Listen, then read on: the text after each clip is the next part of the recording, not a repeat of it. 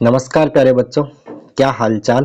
तो I hope आप सब मस्त होंगे, मजे में होंगे, स्वस्थ होंगे और आपकी पढ़ाई मस्त चल रही होगी। तो मेरा नाम महेश शर्मा और आज के लेक्चर में अपन करने वाले हैं हिंदी मीडियम के लिए इम्पोर्टेंट क्वेश्चंस। ठीक है।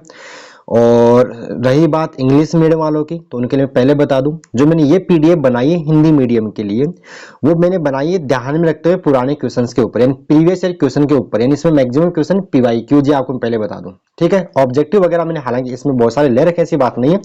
तो इंग्लिश मीडियम के लिए मैंने PYQs previous year question upload कर रखे हैं, वो पीडीएफ आप मेरे से ले लो, परचेज कर लो और वो पढ़ जाइए, आपका बेड़ा पार हो जाएगा। जिन्होंने आज तक कुछ नहीं पढ़ा या जिन्होंने अभी पढ़ना शुरू किया, उनके लिए तो पीवाईक्यूज रामबाण, जैसे जो जिन्होंने पूरे साल भर में जेई की तैयारी की, नीट की तैयारी की और अभी जनवरी से पढ़ना शुरू किया है, तो उनके लिए तो बच्चों में बोल रहा हूँ, आपको प्रीवियस ईयर क्वेश्चन कट जाइए, शानदार है। क्यों शानदार आपके लिए? क्योंकि आपने पूरा सिलेबस कवर कर रखा है। नीट जेई वालों की स्पेशल बात करूं तो मैं आपको जरूरत है डेरिवेशन वगैरह कैसे क्या आते हैं बोर्ड में, तो उन्हीं की जरूरत आपको होती है, तो वो प्रीवियस ईयर क्वेश्चन कर जाओ, ये श्योर है।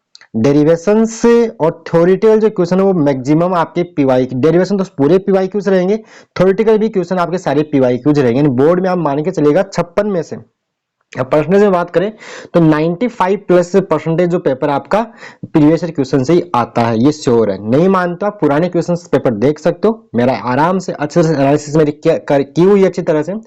चाहे आप 23 का उठा लो, उसमें क्वेश्चन जो 22 के, 21 के, 20 के रिपीट हो रखे, 22 का उठाओगे उसमें 21 के, 20 के, 19 के, 18 के क्वेश्चन ऐसे रिपीट हो रखे हैं।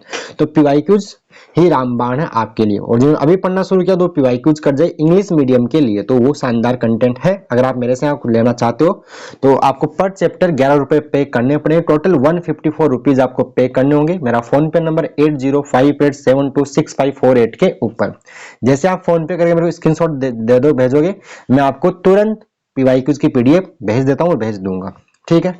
अब आते हैं इस पीडीएफ के ऊपर। तो इस पीडीएफ मैंने क्या लिया है हिंदी मीडियम में, हर चैप्टर के मैंने लगभग 15 के आसपास, किसमें 20 भी है, किसमें 15 भी है, 15 के आसपास मैंने ऑब्जेक्टिव मतलब छोटे क्वेश्चन ले रखे हैं, बाकी बड़े क्वेश्चन वगैरह सारे ले रखे हैं। और ये सारे क्वेश्चन सिलेक्टेड क्वेश्चन है, सारे क्वेश्चन क्या सिलेक्टेड क्वेश्चन है, बोर्ड में इन्हीं में से क्वेश्चन आपको मिलने वाली गारंटी है।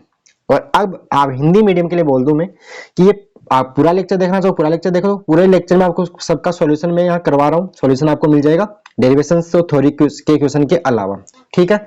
और केवल आप पीडीएफ ही पढ़ना चाहते हो क्वेश्चन वगैरह लेके, तो मात्र 21 रुपए में लगभग 33 पेज होंगे, वो आपको ये 33 पेज पूरे चैप्टर है, 1 से लेके 14 तक, 1 से लेके 14 तक ये पूरे चैप्टर आपको मात्र 21 रुपए में, मात्र आपको 21 रुपए में पीडीएफ आपको दे दूंगा। 33 पेज कितने रुपए? मात्र 21 रुपए में। आपके लिए कोई बड़ी अमाउंट नहीं होगी। ठीक है। थोड़ी सी मेहनत वगैरह बहुत होती है, ऐसे देखो ऐसे क्वेश्चन तैयार नहीं होते बच्चों, आपको ऐसा लगता है ऐसे तैयार होते हैं, बहुत मेहनत करनी पड़ती है इनके लिए।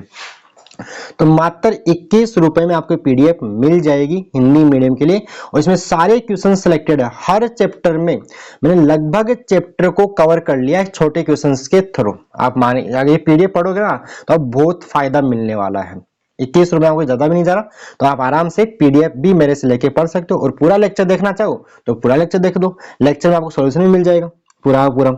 या पीडीएफ लेके पढ़ते हो तो जो क्वेश्चन नहीं आए उसका सॉल्यूशन आपको इस वीडियो के अंदर मिल जाएगा। ठीक है। तो ऐसा आपके लिए शानदार कंटेंट मैंने बना दिया है हिंदी मीडियम के लिए। तो चलिए अब ज्यादा टाइम पास नहीं करते हुए अपन सीधे क्वेश्चंस सॉल्व करते हैं। तो देखिए क्वेश्चन नंबर फर्स्ट क्या बोला है, आवेश का मात्रक। तो मात्रक बता कौन सा बताएंगे, ऐसा ही मात्रक ही बताएंगे। तो आवेश का मात्रक क्या होता है? कुलाम होता है। क्या होता है? कुलाम। चलो क्वेश्चन नंबर सेकंड पढ़ते क्या बोला हुआ है, एक कुलाम आवेश में कितने इलेक्ट्रॉन होते हैं? तो सीधा याद करो 6.25 गुणा 10⁸ होता है। कैसे आता है ये बताओ। तो इसका सोल्यूशन ये होता है, यहाँ आप लगा दो आवेश का क्वांटीकरण Q बराबर N लगा दो, तो N बराबर क्या आ जाएगा, Q/E आएगा।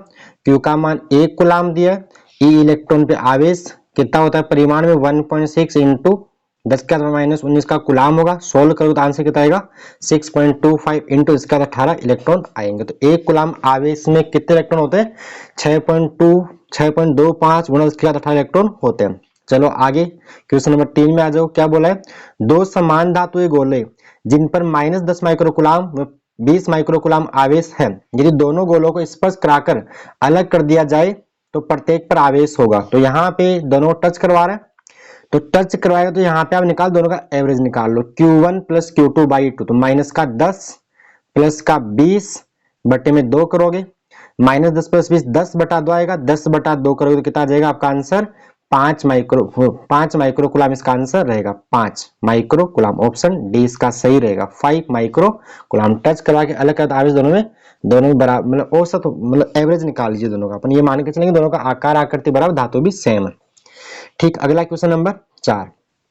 क्वेश्चन नंबर 4 करने से पहले आपको पता होना चाहिए दो आवेश Q1 और Q2 अगर एक दूसरे से r दूरी पर रखे तो इनके मध्य लगने वाला विद्युत बल क्या होता है, F बराबर K Q1 Q2 बटे में r स्क्वायर रहेगा, जहां पे K होता है कूलाम नियतांक में जो मान है, इस K का मान होता है 1, इसको बोलते हैं 1/4 पाई एप्सिलॉन नॉट, और इसकी जो वैल्यू आएगी बराबर में वो आती है 9 गुणा 10 की घात 9 न्यूटन मीटर स्क्वायर पर कूलाम स्क्वायर, इसका मात्रक रहता है। बात क्लियर है?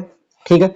और जो एप्सिलॉन नॉट को बोलते हैं निर्वात की विद्युतशीलता, इसका मात्रक होता है मान होता है 8.854 इंटू 10⁻12 और मात्रक इसका होता है एप्सिलॉन नॉट का कूलाम स्क्वायर पर न्यूटन मीटर स्क्वायर होता है। ठीक है, तो ये एक्स्ट्रा बात है यहाँ पे बता दी मैंने। तो यहाँ पे आर स्क्वायर आता है। ठीक है, अब देखिए यहाँ पे जो बल है ना वो व्युत्क्रम वर्ग नियम का पालन करता है, दूरी के वर्ग के व्युत्क्रमानुपाती है।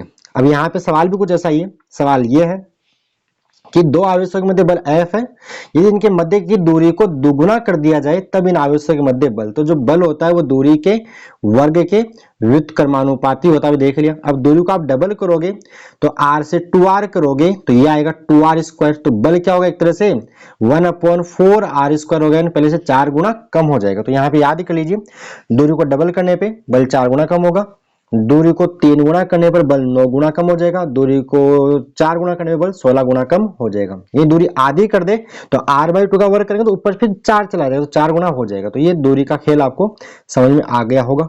ठीक है, इसका आंसर क्या रहेगा F/4 रहेगा। ऑप्शन इसका सी, वेरी सॉरी, इसका ऑप्शन सी सही रहेगा। अगला क्वेश्चन नंबर 5 क्या बोला है, किसी वस्तु को 5 गुणा 10⁻19 कूलाम से धनावेशित करने के लिए उसमें से निकाले गए इलेक्ट्रॉनों की संख्या होगी।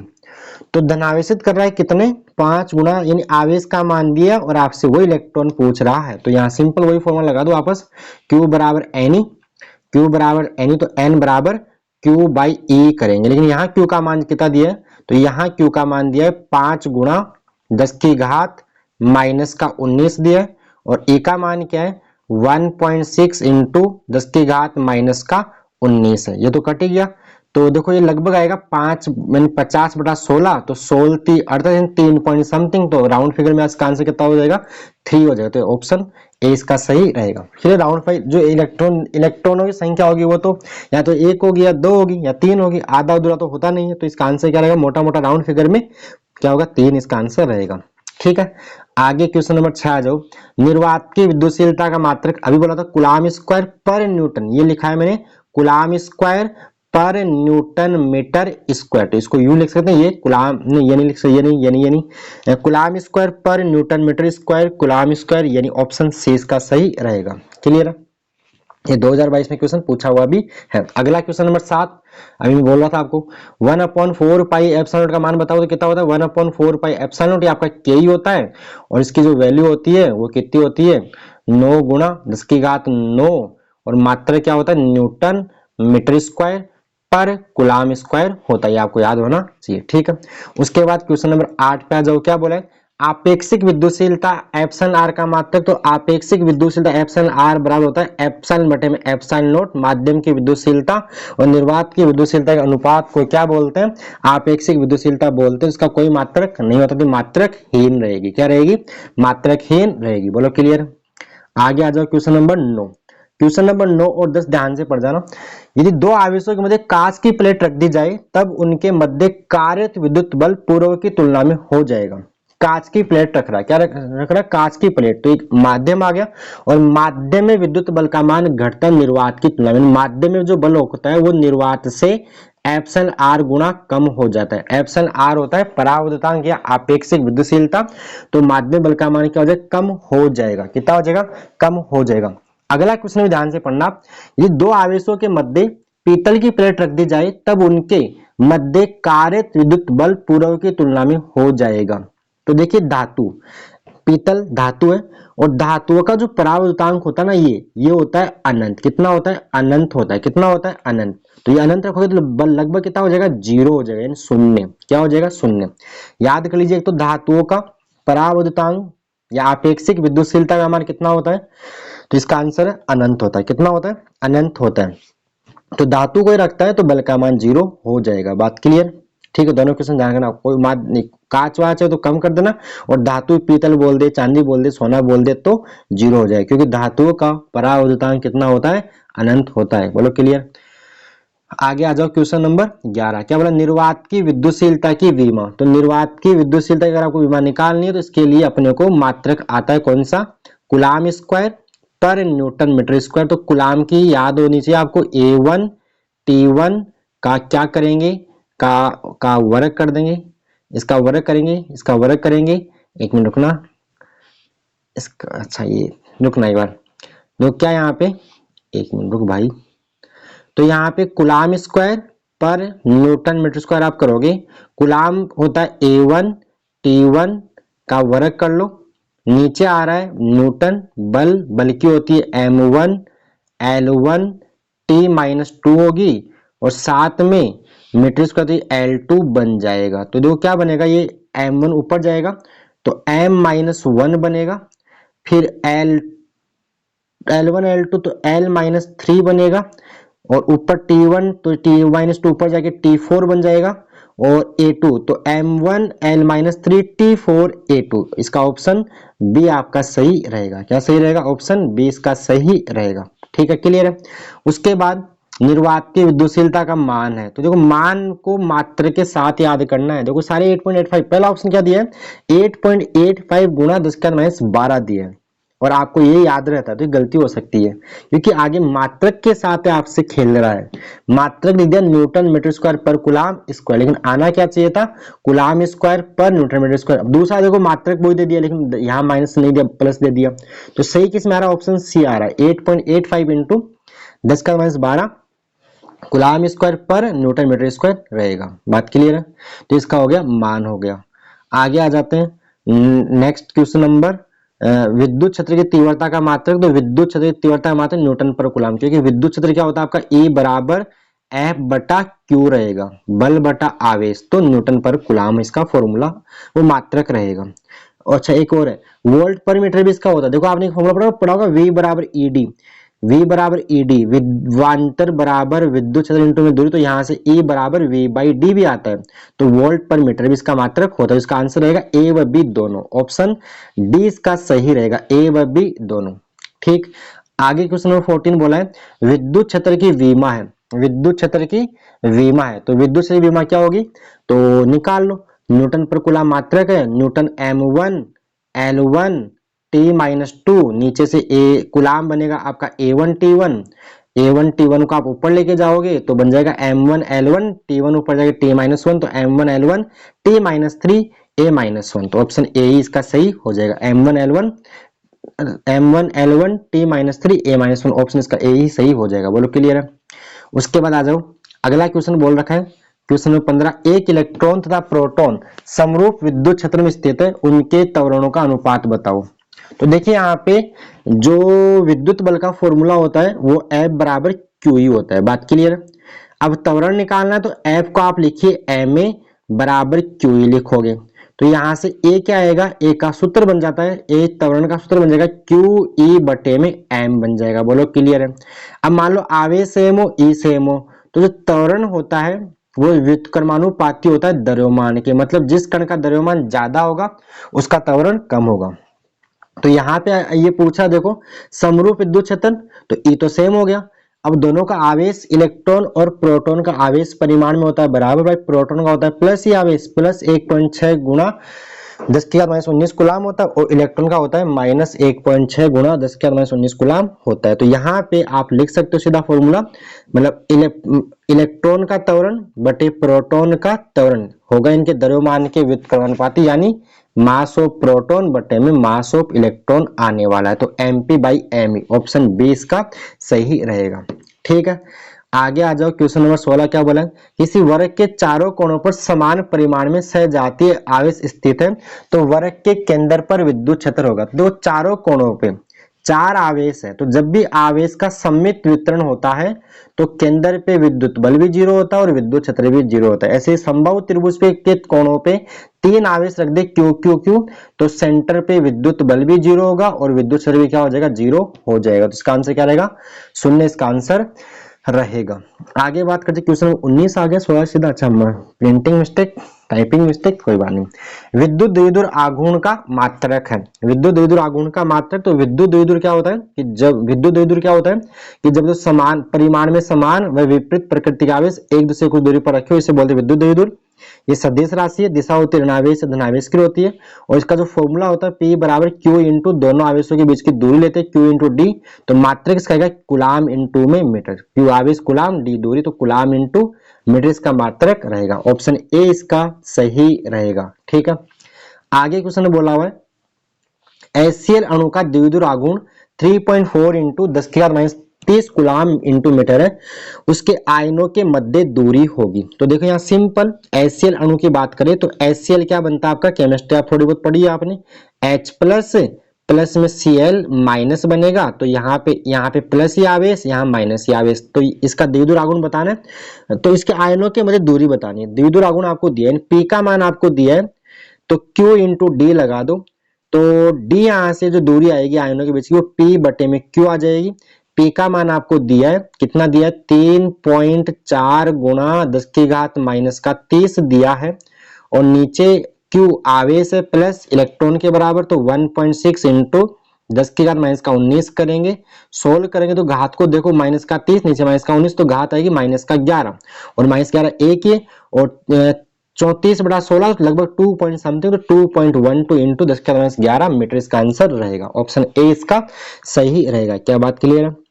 आगे बोल रहे हैं विद्युत द्विध्रुव आघूर्ण की विमा होती है, तो विमा क्या हो जाएगी, कुलाम इंटू मीटर होता है, तो कुलाम इंटू मीटर, कुलाम आवेश की आप याद रखिए A1 T1 आवेश की होती है आंटी A1 T1 और L1 A1 T1 L1 A1 T1 L1, option B इसका सही रहेगा।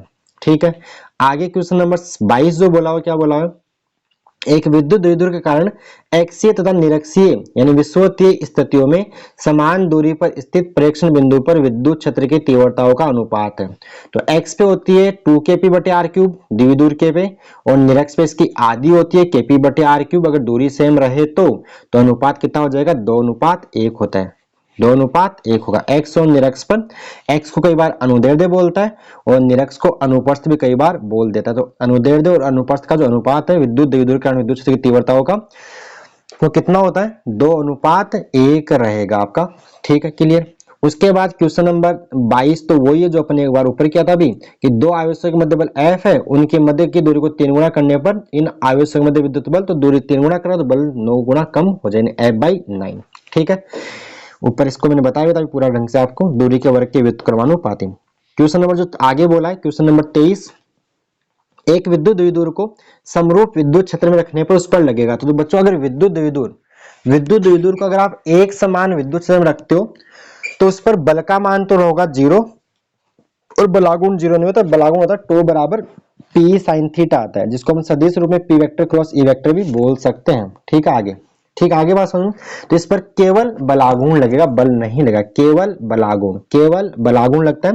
और असमान विद्युत क्षेत्र है तो बल और बलागुण दोनों लगेंगे, यानी विद्युत द्विध्रुव अगर आपका एक समान विद्युत क्षेत्र में रखा हुआ तो केवल उस पर बलागुण लगेगा और असमान में रखा हो तो बल व बलागुण दोनों लगेंगे।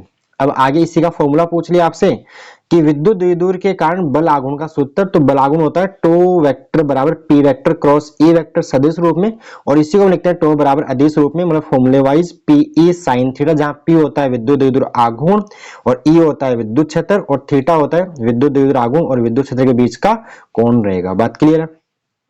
उसके बाद बोला है एक विद्युत द्विध्रुव के कारण किसी बिंदु पर उत्पन्न विद्युत क्षेत्र की तीव्रता का मान अनुक्रमानुपाती होता है। तो ये भी खास बात है, देखिए जो बिंदु आवेश होता है ना, क्यू आवेश से r दूरी पर जो विद्युत क्षेत्र है वो क्या होता है, E बराबर के क्यू बटे में आर स्क्वायर रहता है। जो बिंदु आवेश का विद्युत क्षेत्र दूरी के वर्ग के व्युत्क्रमानुपाती, यानी इसको यूं ही बोल सकते समानुपाती आर की पावर माइनस का 2 बोल सकते हो। लेकिन विद्युत द्विध्रुव का जो विद्युत क्षेत्र होता है E बराबर आप देखिएगा 2 केपी बटे आर क्यूब, ऐसा कुछ होता है। तो इसको लिखें E समानुपाती 1 बटा आर क्यूब लिख सकते हैं। तो यहाँ इसको ऊपर लाओगे तो ये आर की घात माइनस का 3 हो जाएगा। तो ये ऑप्शन इसका सी सही रहेगा। द्विध्रुव का जो विद्युत क्षेत्र है वो दूरी के घात 3 के व्युत्क्रमानुपाती होता है। बात क्लियर है।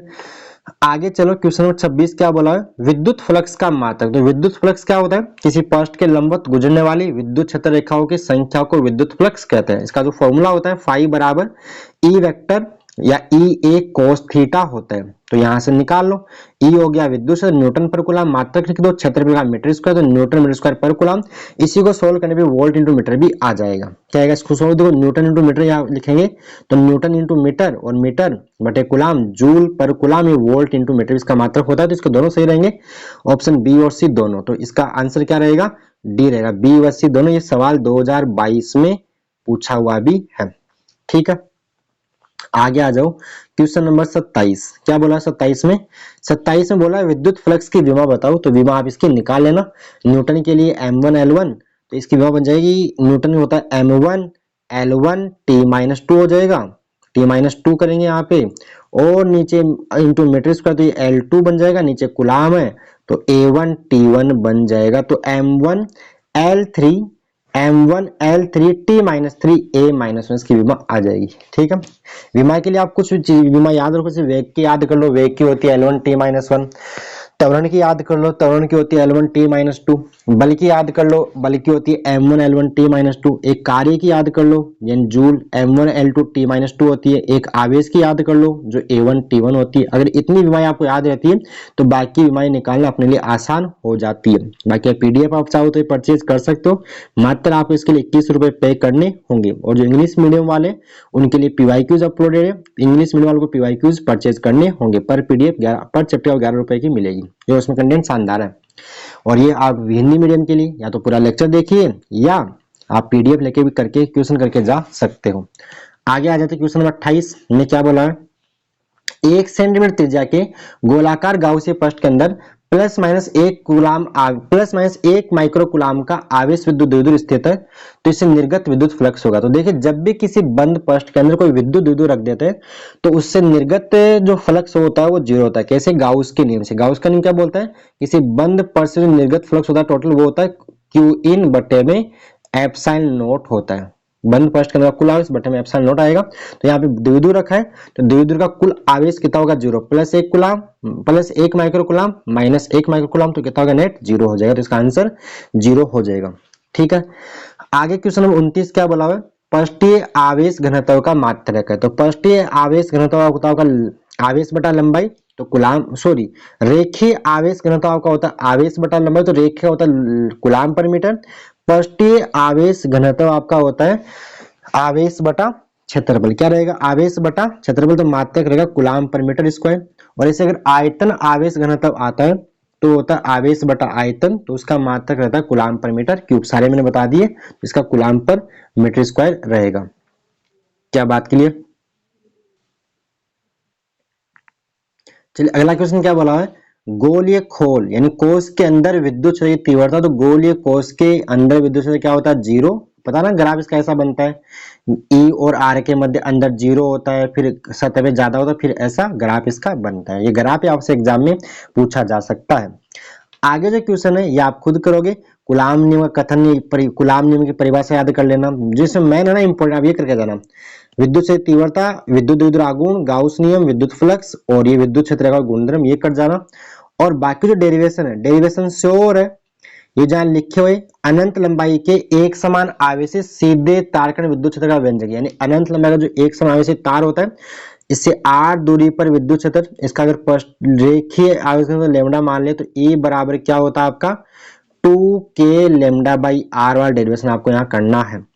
अगला क्वेश्चन, विद्युत द्विध्रुव के विषुवतीय तल पर स्थित किसी बिंदु पर विद्युत द्विध्रुव के कारण विद्युत क्षेत्र की व्युत्पत्ति, यानी विद्युत द्विध्रुव की निरक्ष पे जो आपका विद्युत क्षेत्र आता है केपी बटे में आर क्यूब, ये डेरिवेशन आपको करना है इसके लिए। ठीक है, अगला क्वेश्चन जो 39 है वो एक समान आवेशित पतले गोलीय खोल के बाहर तथा भीतर स्थित बिंदुओं के लिए विद्युत क्षेत्र की गणना करनी है आपको, यानी जो गोलीय कोश के अंदर वजह से विद्युत क्षेत्र अंदर जीरो आएगा वो प्रूव करना है, और बाहर जो आता है के क्यू बाई आर स्क्वायर जो आएगा वो आपको प्रूव करना है।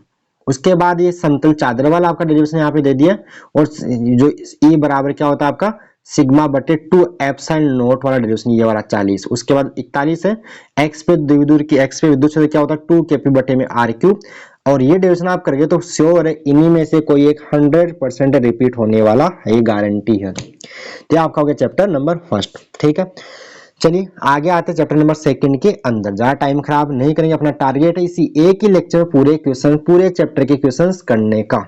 ठीक है, कोशिश कर रहे हैं, देखते हैं टाइम ज्यादा हुआ तो बीच में देख लेंगे, लेकिन कोशिश तो ये है कि एक के अंदर ही निपटारा करेंगे, सलटाएंगे एक लेक्चर के अंदर ही।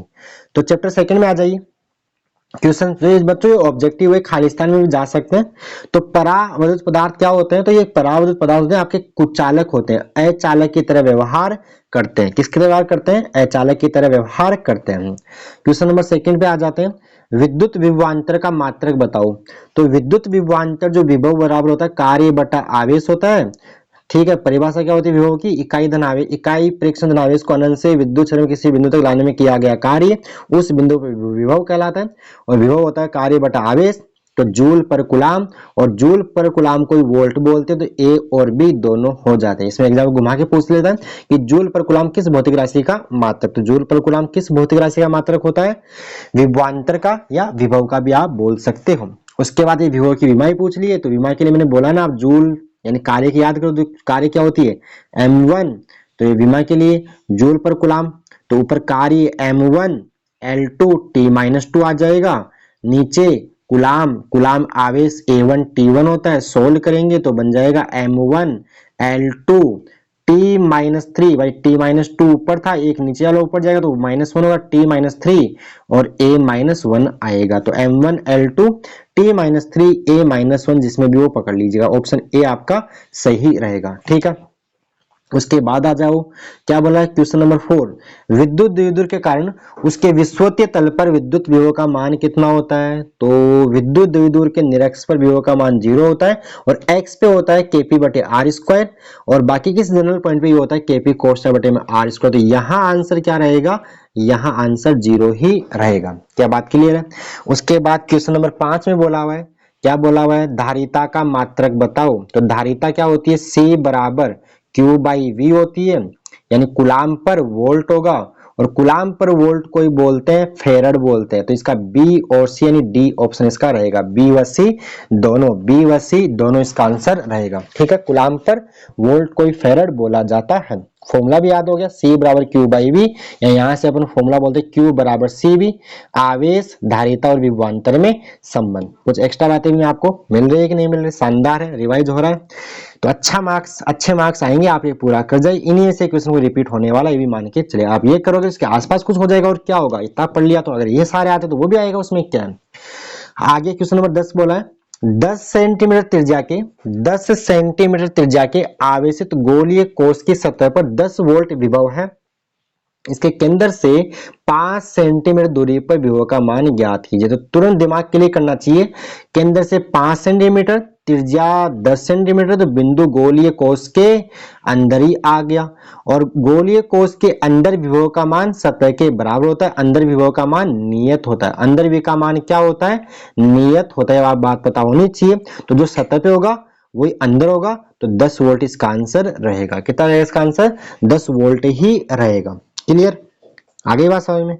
अगला क्वेश्चन नंबर 7 आ जाओ। 7 में क्या बोला है, 10 की घात -9 कुलाम के बिंदु आवेश के कारण 1 मीटर दूर बिंदु पर विद्युत विभव होगा। तो यहाँ पे आपको बिंदु आवेश Q का मान दिया और आपको दूरी दी है R का मान 1 मीटर। तो यहाँ फॉर्मूला लगा दो, V बराबर के क्यू बाई आर लगा दो। K का मान आपको याद होना चाहिए, कितना होता है 9 गुणा 10 की घात 9 होगा। अगला समझदार है, Q का मान 10 की घात मैंने इसका 9 दिया है, और दूरी R का मान 1 मीटर दिया है। तो 10 की घात +9 -9 0 हो गया, तो ये तो 1 हो जाएगा, तो इसका आंसर 9 वोल्ट ही हो जाएगा। ठीक है, Q आवेश देके दूरी R पर आपसे विभव पूछे तो बिंदु आवेश के कारण विद्युत विभव कितना होता है, V बराबर KQ बाई R होता है। क्या होता है, V बराबर KQ बाई R होता है। बोलो क्लियर है। आगे आ जाओ, क्वेश्चन नंबर 4 बोला है, सॉरी 8 बोला है, 4 माइक्रोफेरेड धारिता का मान कितना होगा यदि समांतर प्लेट संधारित्र की प्लेटों के मध्य दो परावैद्युतांक का परावैद्युत पूर्णतः भर दिया जाए। तो यहाँ बच्चों एक बात याद कर लो, माध्यम आ गया, परावैद्युत आ गया, तो माध्यम में विद्युत बल, विद्युत क्षेत्र और विद्युत विभव का मान घटता है कितने गुना, एप्सिलॉन आर गुना या के गुना, जितना उस माध्यम का परावैद्युतांक है, और धारिता का मान बढ़ता है कितने गुना, के गुना। तो जो माध्यम में धारिता होती है सी डैश बराबर के इंटू सी आएगी। तो यहाँ पे के का मान 2 दिया है, सी का मान 4 दिया, तो आंसर हो जाएगा 8 माइक्रोफेरेड। कितना हो जाएगा, 8 माइक्रोफेरेड इसका आंसर रहेगा। तो इसका आंसर क्या रहेगा आपका, ऑप्शन बी इसका सही रहेगा। ठीक है, क्लियर। अगला क्वेश्चन नंबर, समविभव पृष्ठ और विद्युत क्षेत्र के बीच कोण बताओ। तो समविभव पृष्ठ और विद्युत क्षेत्र दोनों एक दूसरे के लंबवत होते हैं, तो इनके बीच कोण होगा 90 डिग्री रहेगा। बात क्लियर है। अगला क्वेश्चन नंबर जो 9 यहाँ पे दे रखा है, विद्युत क्षेत्र व विद्युत विभव में संबंध। तो बच्चों ये होता है डीवी बराबर minus E vector dot dr vector होता है। क्या बात क्लियर है। तो यहां से E बराबर लिख देते हैं अपन माइनस dv बाई dr और साथ में लगा देते हैं r के, तो इसका ऑप्शन बी सही होगा। ठीक है, उसके बाद क्वेश्चन नंबर 10 जो बोला है, एक समान आवेशित गोलीय खोल के भीतर विद्युत विभव तो ये की दूरी पर निर्भरता होती है। तो ये थोड़ा शॉर्ट में लिखा है, छुपा के, थोड़ा सा जगह कम थी। तो V का मान क्या होता है, नियत, अभी ऊपर मैंने बताया भी था आपको, गोलीय कोश के अंदर विभव का मान सतह के बराबर होता है, यानी अंदर आप कहीं भी निकाल लो, हर जगह क्या रहेगा आपका, नियत रहेगा। क्या बात क्लियर है। अब आते हैं कुछ खालिस्तानी क्वेश्चन है जो भी सिमिलर है, ये से ऑब्जेक्टिव यहां से बन सकता है। तो ये क्वेश्चन अभी अपने किया ही है, किसी चालक की वायु में धारिता 2 माइक्रोफेरेड है, यदि इसे किसी माध्यम में रख दे तो धारिता 12 माइक्रोफेरेड हो जाती है। तो माध्यम का परावर्तनांक, तो सी डैश या परावर्तनांक कैसे निकालते हैं, माध्यम में बटा निर्वात, तो सी डैश बाई सी कर लो, तो 12/2 कर लो, तो कितना आ जाएगा इसका आंसर, इसका आंसर 6 होगा। और इसका परावर्तनांक कोई मात्रक होता नहीं है, तो इसका आंसर कितना रहेगा, 6 रहेगा। क्या रहेगा इसका आंसर, 6 रहेगा। सेम क्वेश्चन अगला है, सेम क्वेश्चन अगला, इसमें भी कोई चेंज नहीं है। क्या बोला है, समांतर पट संधारित्र की का धारिता का मान निर्वात में सी नोट है, या ठीक है, प्लेटों के मध्य के परावर्तनांक वाला पदार्थ पूर्णतः बढ़ने पर धारिता, तो पूरा का पूरा बढ़ दे धारिता के गुना बढ़ जाती है। तो नई धारिता क्या हो जाएगी, के इंटू में सी नोट हो जाएगी, के इंटू सी नोट हो जाएगी। ठीक, आगे क्वेश्चन बोला है, विद्युत बल एक डैश डैश है। तो विद्युत बल बच्चों एक संरक्षी बल है। संरक्षी बल क्या होते हैं, वे बल जिनके द्वारा किया गया कार्य पथ पर निर्भर नहीं करता है और एक बंद पथ में कार्य का मान 0 होता है। तो विद्युत बल एक संरक्षी बल है, कंजर्वेटिव फोर्स है। बात क्लियर है। अगला क्वेश्चन क्या बोला है, बिंदु आवेश के लिए समविभव पृष्ठ है। तो बिंदु आवेश के लिए समविभव पृष्ठ होता है गोलाकार। क्या होता है, गोलाकार, स्फेरिकल होता है। ठीक है, और जो रेखीय आवेश का समविभव पृष्ठ बेलनाकार होता है। ये आपको बनाना आना चाहिए, यहाँ से एग्जाम में आपसे समविभव पृष्ठ भी बनवा सकता है कि बिंदु आवेश का समविभव पृष्ठ खींचिए, या एक समान विद्युत क्षेत्र में समविभव पृष्ठ खींचिए। आपसे क्वेश्चन बनवा, मतलब डायग्राम बना सकता है, या विद्युत द्विध्रुव के कारण समविभव पृष्ठ खींचे आपसे करवा सकता है एग्जाम के अंदर। बात क्लियर है। उसके बाद बोला हुआ है, तो क्वेश्चन नंबर 5 क्या बोला है कि ऐसा पृष्ठ जिसके सभी बिंदु वो पर विभव नियत रहता है को कहते हैं, तो इसको बोलते हैं समविभव पृष्ठ। क्या बोलते हैं, समविभव पृष्ठ इसको बोलते हैं। समविभव पृष्ठ इक्विपोटेंशियल सरफेस को बोला इसको क्या बोलते हैं, इक्विपोटेंशियल सरफेस को बोलते हैं, समविभव पृष्ठ इसको बोलते हैं। क्या बात क्लियर है। आपसे परिभाषा ही पूछ सकता है कि समविभव पृष्ठ को परिभाषित कीजिए, तो आप लिख दो वह पृष्ठ विद्युत क्षेत्र में स्थित वह पृष्ठ जिस पर स्थित सभी बिंदु समान विभव पर होते हैं, समविभव पृष्ठ कहलाता है। क्या बात क्लियर है। अगला सेम क्वेश्चन थोड़ा न्यूमेरिकल है। क्या बोला है, 10 संधारित्र प्रत्येक की धारिता 10 माइक्रोफैराड है को श्रेणी क्रम में जोड़ा जाता है, जोड़ा गया तो तुल्य धारिता डैश डैश होगी। तो श्रेणी क्रम जो तुल्य आएगी समान है तो ये C/N आता है, C/N तो 10 है, मान भी 10 है, मतलब हर एक का मान 10 है और नंबर भी कितने 10 है। इसका आंसर होगा 1 माइक्रोफैराड। क्या होगा? 1 माइक्रोफैराड। एक बात और सुनिए काम की, श्रेणी क्रम में तुल्य धारिता का मान संयोजन में लगे सबसे कम धारिता के संधारित्र से भी कम होता है और समांतर क्रम संयोजन में तुल्य धारिता का जो मान होता है वो संयोजन में लगे सबसे अधिक मान के संधारित्र से भी अधिक होता है। क्या बात क्लियर है? हाँ ठीक है। तो ये आपके हो गए छोटे क्वेश्चन। बाकी ये जो बड़े क्वेश्चन है इनका सॉल्यूशन आपको नोट्स में मिल जाएगा, या जो पुराने लेक्चर है 2023 के वहां भी एक क्वेश्चन आपको, या 22 में भी एक क्वेश्चन, क्योंकि पुराना क्वेश्चन बोर्ड का ही तो मैंने वहां इसको सॉल्व करवा रखा, आप चाहो तो वहां से देख सकते हो। बाकी मेरे को आप बोलना इसका मैं फोटो आपको चाहिए तो व्हाट्सएप पे आप मेरे से लेना इसका सोल्यूशन, क्योंकि पूरा स्क्रीन पे पॉसिबल नहीं हो पाएगा। ठीक है। आगे जो क्वेश्चन है ये न्यूमेरिकल, आप इनको ट्राई करना, नोट्स में मेरे मिल जाएंगे। नोट्स में अगर आप नहीं मिले सब ठीक है तो आप मेरे को मैसेज करना, मैं आपको इसकी फोटो सॉल्यूशन की भेज दूंगा। ठीक है, मेरे पास इनके सॉल्यूशन पड़े हैं अलग से भी। अब बाकी जो डेरिवेशन न्यूमेरिकल आप देख लेना, ये न्यूमेरिकल करके जाने, बोर्ड के न्यूमेरिकल है, ये बोर्ड के आए हुए न्यूमेरिकल है। देखो इंपॉर्टेंट क्वेश्चन कुछ नहीं होता है, बोर्ड में आए हुए क्वेश्चन इंपॉर्टेंट बनते हैं, उन्हीं में से क्वेश्चन रिपीट होते हैं। तो मैक्सिमम जो न्यूमेरिकल है यहाँ पे बोर्ड के आए हुए ही है। तो क्वेश्चन नंबर 5 देखिएगा, यहाँ पे डेरिवेशन है, विद्युत विभव को परिभाषित करना है। फिर बोला किसी बिंदु आवेश Q से r दूरी पर स्थित बिंदु पर विद्युत विभव की गणना कीजिए, आवश्यक चित्र बनाइए। यानी जो Q आवेश है, Q आवेश से r दूरी पर जो विभव आता है V बराबर KQ/R वाला डेरिवेशन आपको करके आना है इसके अंदर। उसके बाद क्वेश्चन नंबर जो 6 है, तीन बिंदु आवेश से निर्मित किसी तंत्र की विद्युत स्थिति ऊर्जा ज्ञात कीजिए। तो आपको Q1 Q2 बटे R12 मतलब जो तीन आवेश वाला जो ऊर्जा का फॉर्मूला वो आपको ड्राइव यहाँ पे करना है। क्वेश्चन नंबर जो 7 है, सातवां संधारित्रों को परिभाषित कीजिए और परिपथ चित्र बनाकर संधारित्रों के श्रेणी संयोजन में आपको तुल्य धारिता का संबंध प्राप्त करना है। श्रेणी क्रम के लिए तुल्य धारिता का जो डेरिवेशन आता है 1/C इक्विवेलेंट बराबर 1/C1 plus 1/C2 plus 1/C3, वो आपको यहाँ पे ड्राइव करके आना है। उसके बाद जो क्वेश्चन नंबर 8 वो एक न्यूमेरिकल आपका फॉर्मूला जो हो जाएगा कि दो आवेश 7 माइक्रोकुलाम तथा -2 माइक्रोकुलाम जो क्रम से -9,0,0 तथा 9,0,0 पर स्थित है। तो एक ऐसे निकाय जिस पर कोई बाह्य क्षेत्र नहीं है, मतलब बाहर से कोई क्षेत्र आरोपित नहीं है, तो इसकी आपको निकालनी है वैद्युत स्थिति निकालनी है। यहाँ लगा दो फॉर्मूला, देखिए इसको अभी बना लो, क्या बीच में मूल बिंदु मान लो, या -9,0 हो जाए या +9,0 हो जाए, तो इनके बीच की दूरी कितनी आ जाएगी? तो इनके बीच की दूरी आएगी 18 सेंटीमीटर। तो यहाँ फॉर्मूला लगा देना आप, U बराबर Q1 Q2 बटे R। और एक बात ध्यान रखना, इस फॉर्मूले में K का मान आप रखना 9 गुणा 10 की घात 9, Q1 का मान रख देना आप 7 माइक्रो, 7 गुणा 10 की घात -6, Q2 का मान रखना -2 गुणा 10 की घात 6 और R का मान लिखना 9 और 9 18 सेंटीमीटर, 18 गुणा 10 का 2 रख के आप सोल्व करोगे तो आपको आंसर मिल जाएगा।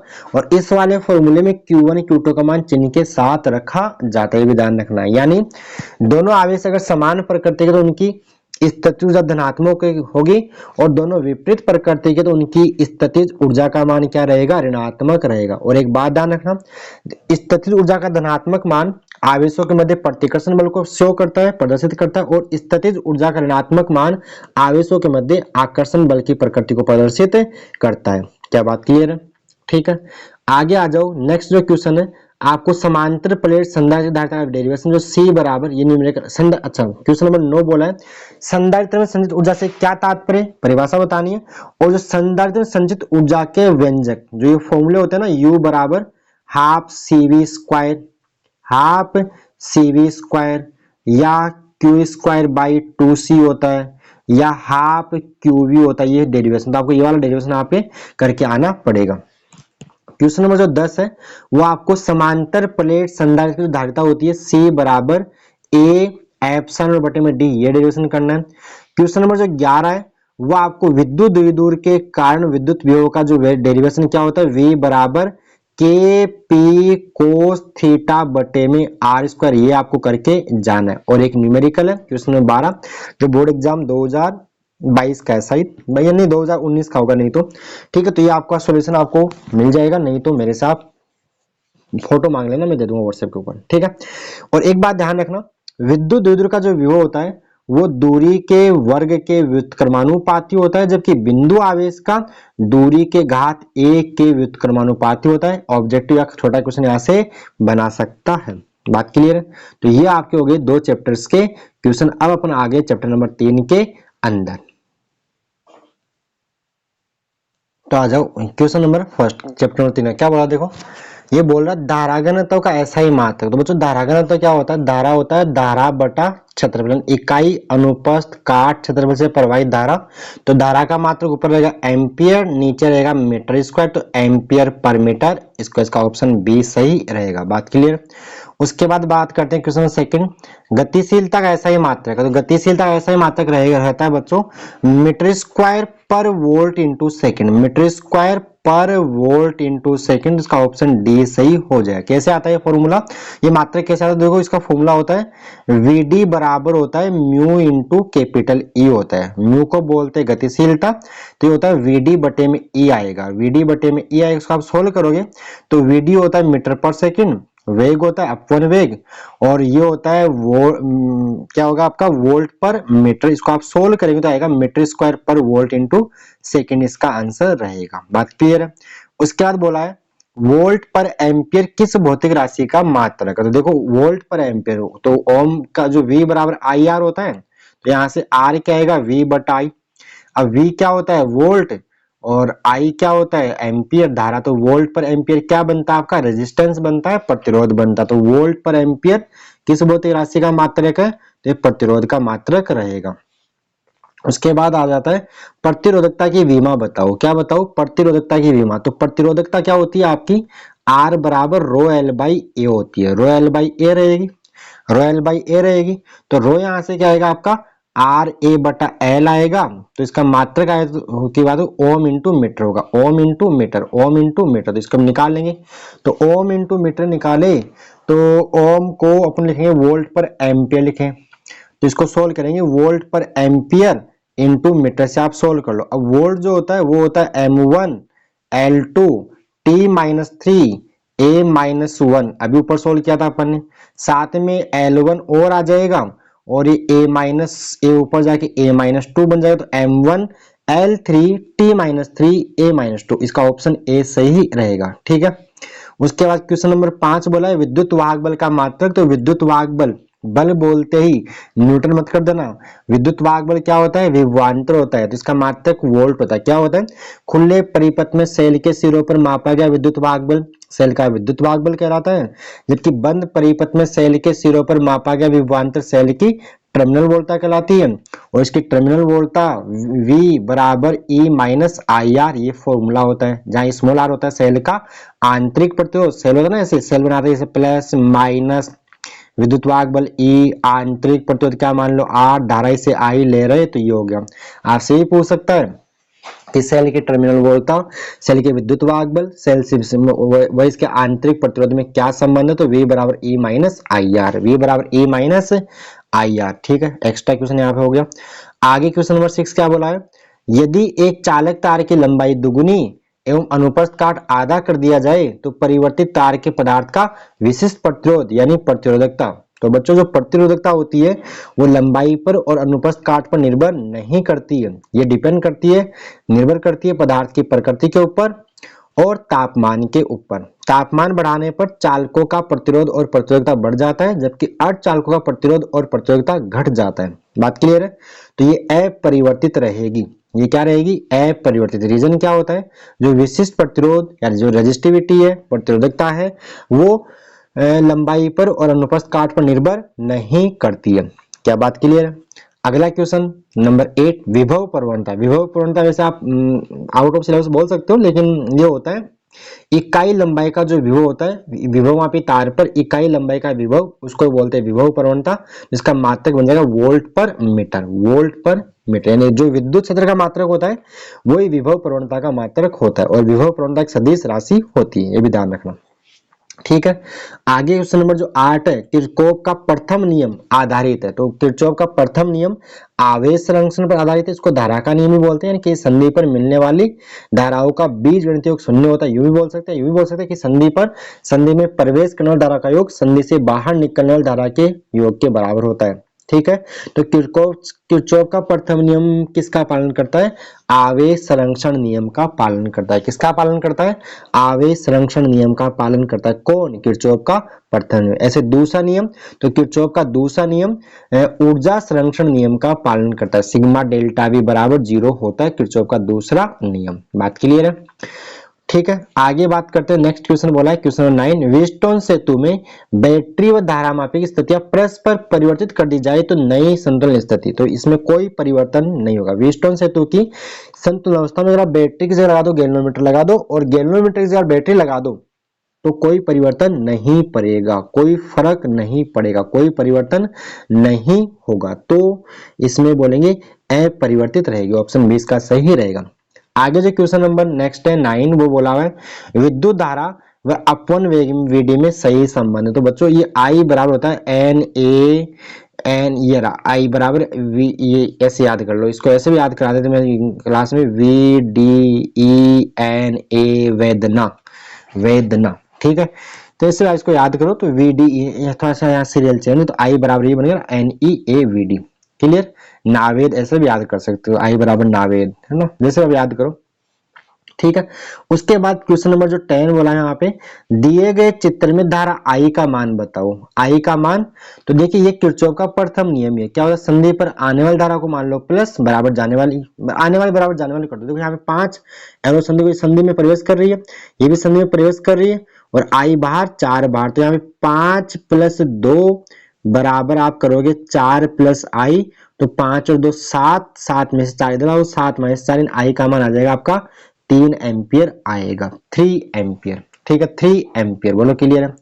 अगला क्वेश्चन नंबर नेक्स्ट बोला है, चित्र में 11वां सवाल, चित्र में एक ही धातु के दो चालकों की प्रतिरोधकता ρ1 ओम इंटू मीटर एवं ρ2 ओम इंटू मीटर है, तो ρ1 व ρ2 का अनुपात होगा। तो बच्चों एक ही धातु की है, तो इनकी प्रतिरोधकता भी क्या रहेगी? सेम रहेगी, समान रहेगी, तो ρ1 बराबर ρ2 होगा। तो अनुपात क्या आएगा? ρ1 बाई ρ2, आपका अनुपात 1 बन जाएगा, यानी 1:1। इसका ऑप्शन सी रहेगा। एक ही धातु बोल दिए तो क्वेश्चन को पहचानिए।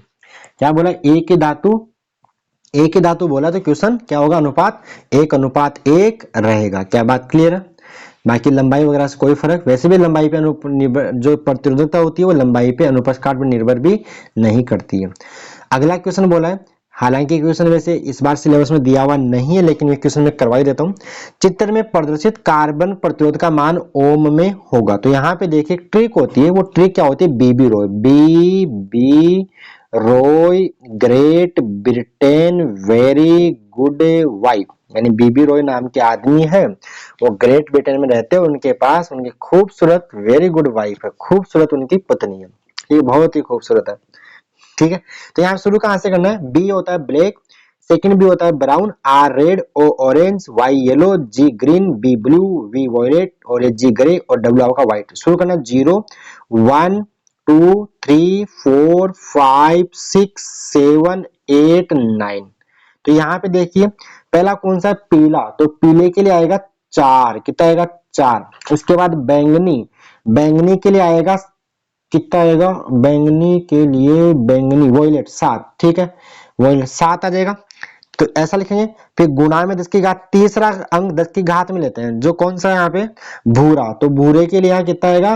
भूरे के लिए 1 होगा, कितना हो जाएगा? 1 ब्राउन, और प्लस माइनस जो है ना ये सुनहरा, तो सोने के लिए ये चौथा कहलाता है प्लस माइनस में। सोने के लिए प्लस माइनस 5%, चांदी के लिए प्लस माइनस 10%, यहाँ प्लस माइनस 5% करेंगे।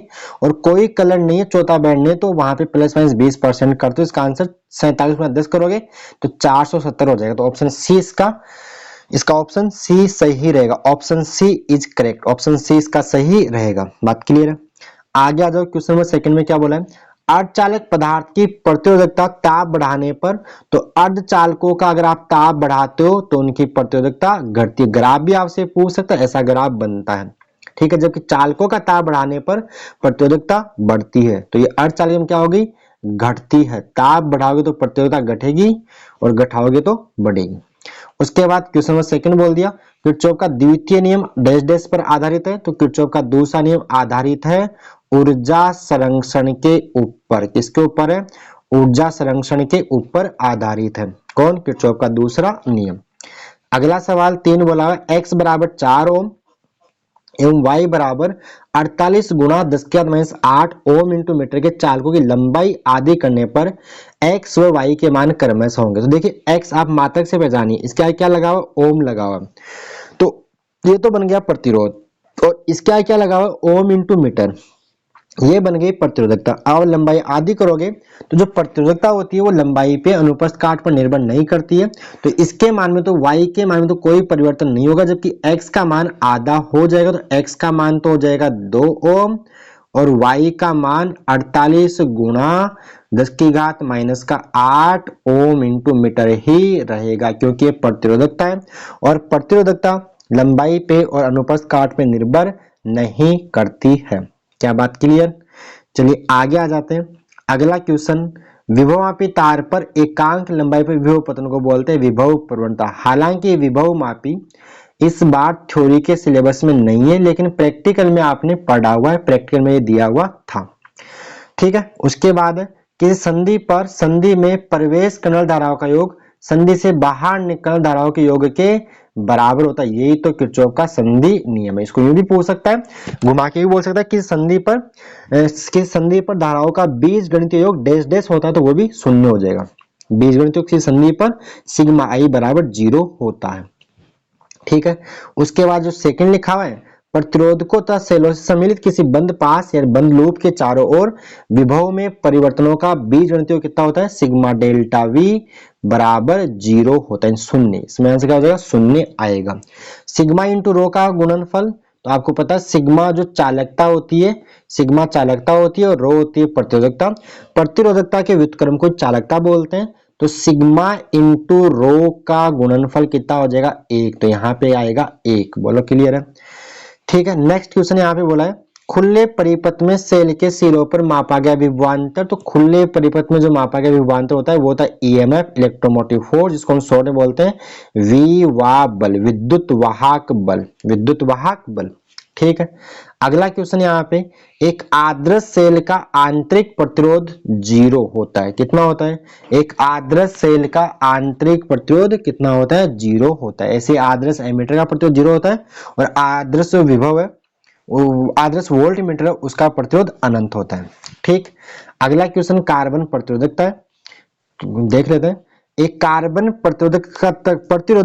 प्रतिरोधक का मान 62 इंटू 10⁻³ ओम है, तो संयता 5% है। तो इसकी प्रथम वलय होगी। तो प्रथम वलय भी देखा था मैंने, बीबी रॉय याद कर लो। किसको याद कर लो? बीबी रॉय ग्रेट ब्रिटेन, यहीं पे आ जाएगा शायद। तो 0 1 2 3 4 5 6, तो हो जाएगा क्या होगा आपका? ब्लू, नीला होगा। क्या होगा? इसका आंसर हो जाएगा नीला, ब्लू। क्या होगा? अरे क्या हो गया? नीला होगा। क्या होगा? नीला होगा। बोलो क्लियर है? क्वेश्चन नंबर 3, वैसे प्रैक्टिकल आने कर रखा है, विभव मापी की सहायता से 2 प्राथमिक, ये दोनों प्रैक्टिकल के, तो चांसेस नहीं है इस बार आने के। ठीक है। लेकिन फिर भी आपने प्रैक्टिकल में फाइल वगैरह बनाए तो आपको पता होना चाहिए। क्वेश्चन नंबर जो यहाँ से मैंने शुरू किया है, अर्धचालकों की तापवृद्धि के साथ प्रतिरोधकता में परिवर्तन का आलेख। तो अभी बताया था आपको, ताप बढ़ाओगे तो प्रतिरोधकता क्या होगी? घटेगी। उसके बाद ये जो डेरिवेशन है वो ये इंपॉर्टेंट है, ढंग से करिए जाना। ओम के नियम जे वेक्टर बराबर सिग्मा ई वेक्टर, इसको ओम के नियम का सूक्ष्म रूप भी बोलते हैं या ओम के नियम का सदिश रूप भी इसको बोलते हैं। उसके बाद 5वां सवाल है जो बोला यहाँ पे, 2 सेलों के विद्युत वाहक बल E1 E2 तथा आंतरिक प्रतिरोध क्रमशः R1 R2 है। इन्हें श्रेणी क्रम में जोड़ने पर तुल्य विद्युत वाहक बल तथा तुल्य आंतरिक प्रतिरोध का व्यंजक, यानी ये श्रेणी क्रम वाला जो सेलों का श्रेणी क्रम है, E equivalent E1 plus E2 जो आपका आता था और R इक्विवेलेंट जो आपका R1 प्लस R2 आता था, वही ये है। बात क्लियर है? मीटर से तो आप छोड़ दीजिए, सिलेबस के अंदर नहीं है, थ्योरी में नहीं है, प्रैक्टिकल में तो छोड़ दो। क्वेश्चन नंबर 6 करके ही जाना है। ये आता रहता है हर बार। व्हीटस्टोन सेतु का परिपथ चित्र बनाकर इसकी संतुलन अवस्था का प्रतिबंध है। फिर विभव की सहायता से प्राथमिक सेल का आंतरिक प्रतिरोध इस बार के लिए आप छोड़ सकते हो डेरिवेशन, कोई दिक्कत नहीं है। अगला क्वेश्चन थ्योरेटिकल है, सेल के विद्युत वाहक बल व टर्मिनल वोल्टा में क्या अंतर है, तो आप ये लिख लेना। फिर ओम का नियम क्या, इसकी सीमाएं आपको याद होनी चाहिए, और परिभाषा अपवन वेग की और गतिशीलता की परिभाषा आप देख लीजिए। उसका बाद न्यूमेरिकल है, ठीक है, 10 वोल्ट वगैरह ये। तो ये जो न्यूमेरिकल है ना, इनका सॉल्यूशन आपको चाहिए तो आप मेरे को बोल देना, या ऐसा करता हूं मैं, इससे आप पीडीएफ परचेज कर लीजिए, पीडीएफ के अंदर ही इसका सॉल्यूशन आपको मिल जाएगा, मैं दे दूंगा आपको पीडीएफ के साथ ही। जो न्यूमेरिकल है इनका सॉल्यूशन आपको पीडीएफ के अंदर मिल जाएगा। तो कोई ज्यादा रुपए मैं आपसे नहीं मांग रहा हूँ, 21 रुपए मांग रहा हूँ। 21 रुपए में पूरे चैप्टर की पीडीएफ मिल जाएगी, साथ में जो न्यूमेरिकल है उनका सॉल्यूशन भी आपको मिल जाएगा, ठीक है। तो 21 रुपए आपको फोन पे करने होंगे। मेरा फोन पे नंबर 8058726548 है। बात क्लियर है, ठीक। तो ये आप न्यूमेरिकल देख लेना, ये जो है तो ये बोर्ड में आए हुए वैसे तो इनका सॉल्यूशन आपको चाहिए तो ये आगे किरचॉफ का नियम भी मैंने लिखते, किरचॉफ के नियम भी दोनों याद कर लो, संधि नियम और वोल्टा नियम आप याद कर लेना, ठीक। क्लियर, न्यूमेरिकल्स के लिए पीडीएफ आप ले लो, आपको सॉल्यूशन मिल जाएगा। आ जाते हैं अपन चैप्टर नंबर 4 के अंदर, ठीक है। किसमें आ जाएंगे, चैप्टर नंबर 4 के अंदर। तो देखो चैप्टर नंबर 4 में 1 मिनट कोई दिक्कत नहीं। चैप्टर नंबर 4 में पहला सवाल क्या बोला है, कोई आवेशित कण जो एक समान वेग से गति कर रहा है उत्पन्न करता है। तो बच्चों यहाँ पे दो चार बातें सुनिएगा। एक स्थिर आवेश केवल व केवल विद्युत क्षेत्र उत्पन्न करता है, और एक गतिमान आवेश विद्युत क्षेत्र व चुंबकीय क्षेत्र दोनों उत्पन्न करता है। तो इसका आंसर रहेगा विद्युत क्षेत्र व चुंबकीय क्षेत्र दोनों। और एक त्वरित आवेश, त्वरित जो आवेश होता है, जब आवेश पागल हो जाए उसका वेग बढ़े घटे, एक त्वरित आवेश विद्युत क्षेत्र, चुंबकीय क्षेत्र और विद्युत चुंबकीय विकिरण तीनों उत्पन्न करता है। तो आपको पता होना चाहिए, ठीक। तो इसका आंसर क्या होगा, विद्युत क्षेत्र और चुंबकीय क्षेत्र दोनों। अगला सवाल नंबर जो सेकंड है वो बोला हुआ है, समान वेग से, एक समान वेग से समरूप चुंबकीय क्षेत्र में लंबवत प्रक्षेपित करने पर निम्न में से किस कण पर सर्वाधिक बल लगेगा। तो आपको यहाँ पे एक सूत्र याद होना चाहिए। सूत्र क्या होता है, पूरा सारा कहानी इसकी बताते हैं, पहले सर फॉर्मूले की। आवेशित कण पर, ठीक है, चुंबकीय क्षेत्र में जो बल होता है, गतिमान आवेश गति भी करना चाहिए, जो यहाँ वेग आ गया, Q V B sine theta होता है। इसी का सदिश रूप लिखे तो सदिश रूप होता है क्यू वी वेक्टर क्रॉस में बी वेक्टर आता है सदिश के अंदर। क्या बात क्लियर है। तो यहाँ पे देखो जो बल है वो डिपेंड कर रहा है आवेश पर, वेग पर, चुंबकीय क्षेत्र, और थीटा होता है वी और वी वेक्टर और बी वेक्टर के बीच का कोण थीटा पे भी डिपेंड करता है। तो अगर मान लीजिए आवेश स्थिर है तो स्थिर आवेश पर चुंबकीय क्षेत्र बल नहीं लगाता, स्थिर आवेश पर चुंबकीय बल का मान कितना होता है, 0 होता है। फिर यहाँ पे अगर आवेशित कण चुंबकीय क्षेत्र के समांतर गति करता है तो थीटा 0 हो जाएगा, प्रति समांतर विपरीत गति करता है थीटा 180 हो जाएगा। इन दोनों केस में ही बल का मान 0 होता है और पथ सरल रेखीय होता है। फिर उसके बाद ये थीटा 90 डिग्री हो जाए, यानी विद्युत जो आवेशित कण है चुंबकीय क्षेत्र के लंबवत गति करेगा, तो बल का मान साइन थीटा साइन 90 1 हो गया, तो बल का मान आ जाएगा क्यू वी बी आएगा, क्यू वी बी। इसको आप ऐसे भी याद कर लो बी वी क्यू, क्यों, क्योंकि यही चुंबकीय बल का अधिकतम मान होता है आवेशित कण के ऊपर, एफ मैक्स होता है। बीबी क्यू, बीबी किसकी पता नहीं, बीबी क्यू, बीबी किसके पता नहीं, बीबी क्यू होता है चुंबकीय क्षेत्र में बल, आवेशित कण पर अधिकतम बल होता है। और इस केस में जो पथ होता है वो होता है वर्ताकार। कैसा होता है इस केस में पथ, कैसा होता है आपका, इस केस में पथ आपका रहेगा वर्ताकार रहेगा। कौन से केस में, लंबवत चुंबकीय क्षेत्र वाले केस के अंदर। क्या बात क्लियर है। अब यहाँ पे सवाल तो क्या था कि किस पर सर्वाधिक बल लगेगा, तो चुंबकीय बल होता है F बराबर Q V B sine theta, बाकी चीजें सेम है। तो जिस कण का आवेश ज्यादा होगा उस पर बल भी ज्यादा होगा। तो पहला तो इलेक्ट्रॉन है तो इसका आवेश तो E रहेगा, दूसरा प्रोटॉन है इसका आवेश भी प्लस E रहेगा, दूसरा हीलियम है इसमें 2 प्रोटॉन या 2 इलेक्ट्रॉन तो इसका आवेश 2E रहेगा, तीसरा लिथियम है, लिथियम में 3 प्रोटॉन इसका आवेश 3E रहेगा, 3 इलेक्ट्रॉन के बराबर, तो इसका आवेश ज्यादा है तो इस पर बल भी ज्यादा लगेगा क्यू वी साइन थीटा से। तो इसका आंसर क्या हो जाएगा 3Li, 3 लिथियम 7, 3 लिथियम 7 इसका आंसर रहेगा। अब आगे जो क्वेश्चन मैंने एक साथ ही बोल दिए थे, एक आवेशित कण आवेश Q चुंबकीय क्षेत्र B वेक्टर के लंबवत दिशा में V वेक्टर वेग से प्रवेश करता है, इस पर कार्यरत बल QVB, पात वर्ताकार। ठीक है, अगला क्वेश्चन नंबर, अभी मैंने सारे समझा दिए एक साथ आपको। पहले एक इलेक्ट्रॉन चुंबकीय क्षेत्र के लंबवत प्रवेश करता है तो उसकी गति का पथ होगा, तो गति का पथ इसमें वर्ताकार रहेगा। ठीक है, और 90 डिग्री से कम होता है अगर कोण, तो उस टाइम कुंडलीनुमा बनता है, और इसमें जो पिच आता है वो 2 पाई mv कोस थीटा बटे में क्यूब भी आता है। कब? जब कोण 90 डिग्री से कम हुआ। पिच का फॉर्मूला भी आपसे पूछा जा सकता है। उसके बाद क्वेश्चन नंबर जो 5 बोला है बायोसावर्ट नियम का, क्या पूछ रहा है? बायोसावर्ट नियम का सदिश रूप। तो बायोसावर्ट नियम धारावाही अल्पांश के लिए काम करता है, एक बात तो। और फॉर्मूला क्या होता है बायोसावर्ट नियम का? गणितीय रूप जो पूछ ले आपसे, मान लो सूत्र ही पूछ ले, तो डीवी बराबर होता है म्यू नॉट अब बटे में 4 पाई, और क्या रहेगा I D L sine theta बटे में आता है आर स्क्वायर।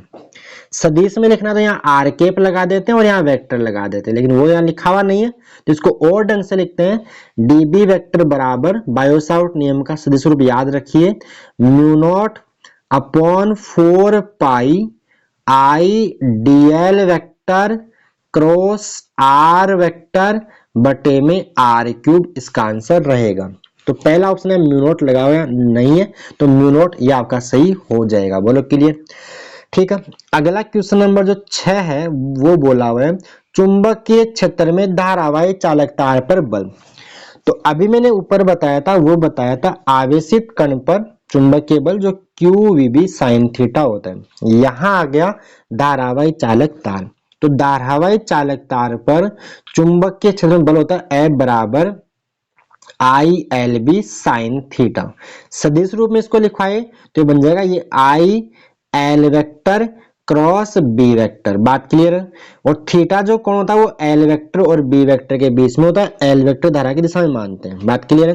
तो यहाँ पे जो अधिकतम बल होता है वो होता है आई एल बी, इसको आप बिल से भी याद कर सकते हो, बिल बिजली का बिल भरना होता है bill sine theta, bill sine theta, bill sign theta होता है। भाई देखो बिजली धारा यानी बिजली, बिजली का बल बिल भरना है तो बिल साइन थीटा होता है धारावाही चालक तार पर बल। भाई बिजली आएगी, बिजली का बिल भरना है, बिजली खर्च करेंगे तो बिजली का बिल यानी बिल साइन थीटा। ये किसके ऊपर होता है? धारावाही चालक तार पर बल होता है। और अधिकतम कितना होता है? बिल ही होता है। बिल अधिकतम कितने रुपए का आ सकता है? ठीक है, तो इसका आंसर दोनों हो जाएंगे I L B sine theta B और आई एल क्रॉस बी। तो ऑप्शन 4 इसका सही रहेगा, ए व बी दोनों, ए व बी दोनों इसके सही रहेंगे। अगला क्वेश्चन है निर्वात की चुंबकशीलता म्यू नॉट का वी में सूत्र। तो ये आपको सारी बातें बताता हूं मैं। म्यू नॉट निर्वात की चुंबकशीलता होती है, इसका मान होता है 4 पाई गुणा 10 की घात माइनस का 7 न्यूटन पर एम्पियर स्क्वायर होता है। बात क्लियर? ये तो मान याद कर लो, मान भी पूछ सकता है। उसके बाद मात्रक आ गया इसका, न्यूटन पर एम्पियर स्क्वायर भी होता है, इसी का मात्रक होता है एक टेस्ला मीटर पर एम्पियर भी होता है, और इसी का मात्रक होता है वेबर पर एम्पियर इंटू मीटर भी होता है। वेबर होता है चुंबकीय फ्लक्स का ऐसा ही मात्रक, और टेस्ला होता है चुंबक क्षेत्र का ऐसा ही मात्रक। न्यूटन पर एम्पियर मीटर को टेस्ला बोलते हैं। तो यहाँ पे तो m1 तो न्यूटन पर विमा के लिए इसका सबसे बेटर मात्रक है न्यूटन पर एम्पियर स्क्वायर। क्यों? क्योंकि न्यूटन बल है, और बल की अपने को याद रहती है विमा, क्या रहती है? m1 l1 t माइनस 2 रहेगा, नीचे a2 ऊपर आके क्या बन जाएगा? ये a माइनस 2 बन जाएगा। क्या बात क्लियर है? तो इसकी वहां आ जाएगी m1 l1 t minus 2 a minus 2, इसका आंसर रहेगा। क्या बात क्लियर? आगे क्वेश्चन नंबर जो 8 है, हालांकि टोरॉइड सिलेबस के अंदर नहीं है। टोरॉइड के अंदर बाहर चुंबक जैसे एक आदर्श परिणालिका, चलो सवाल चेंज कर लेते हैं।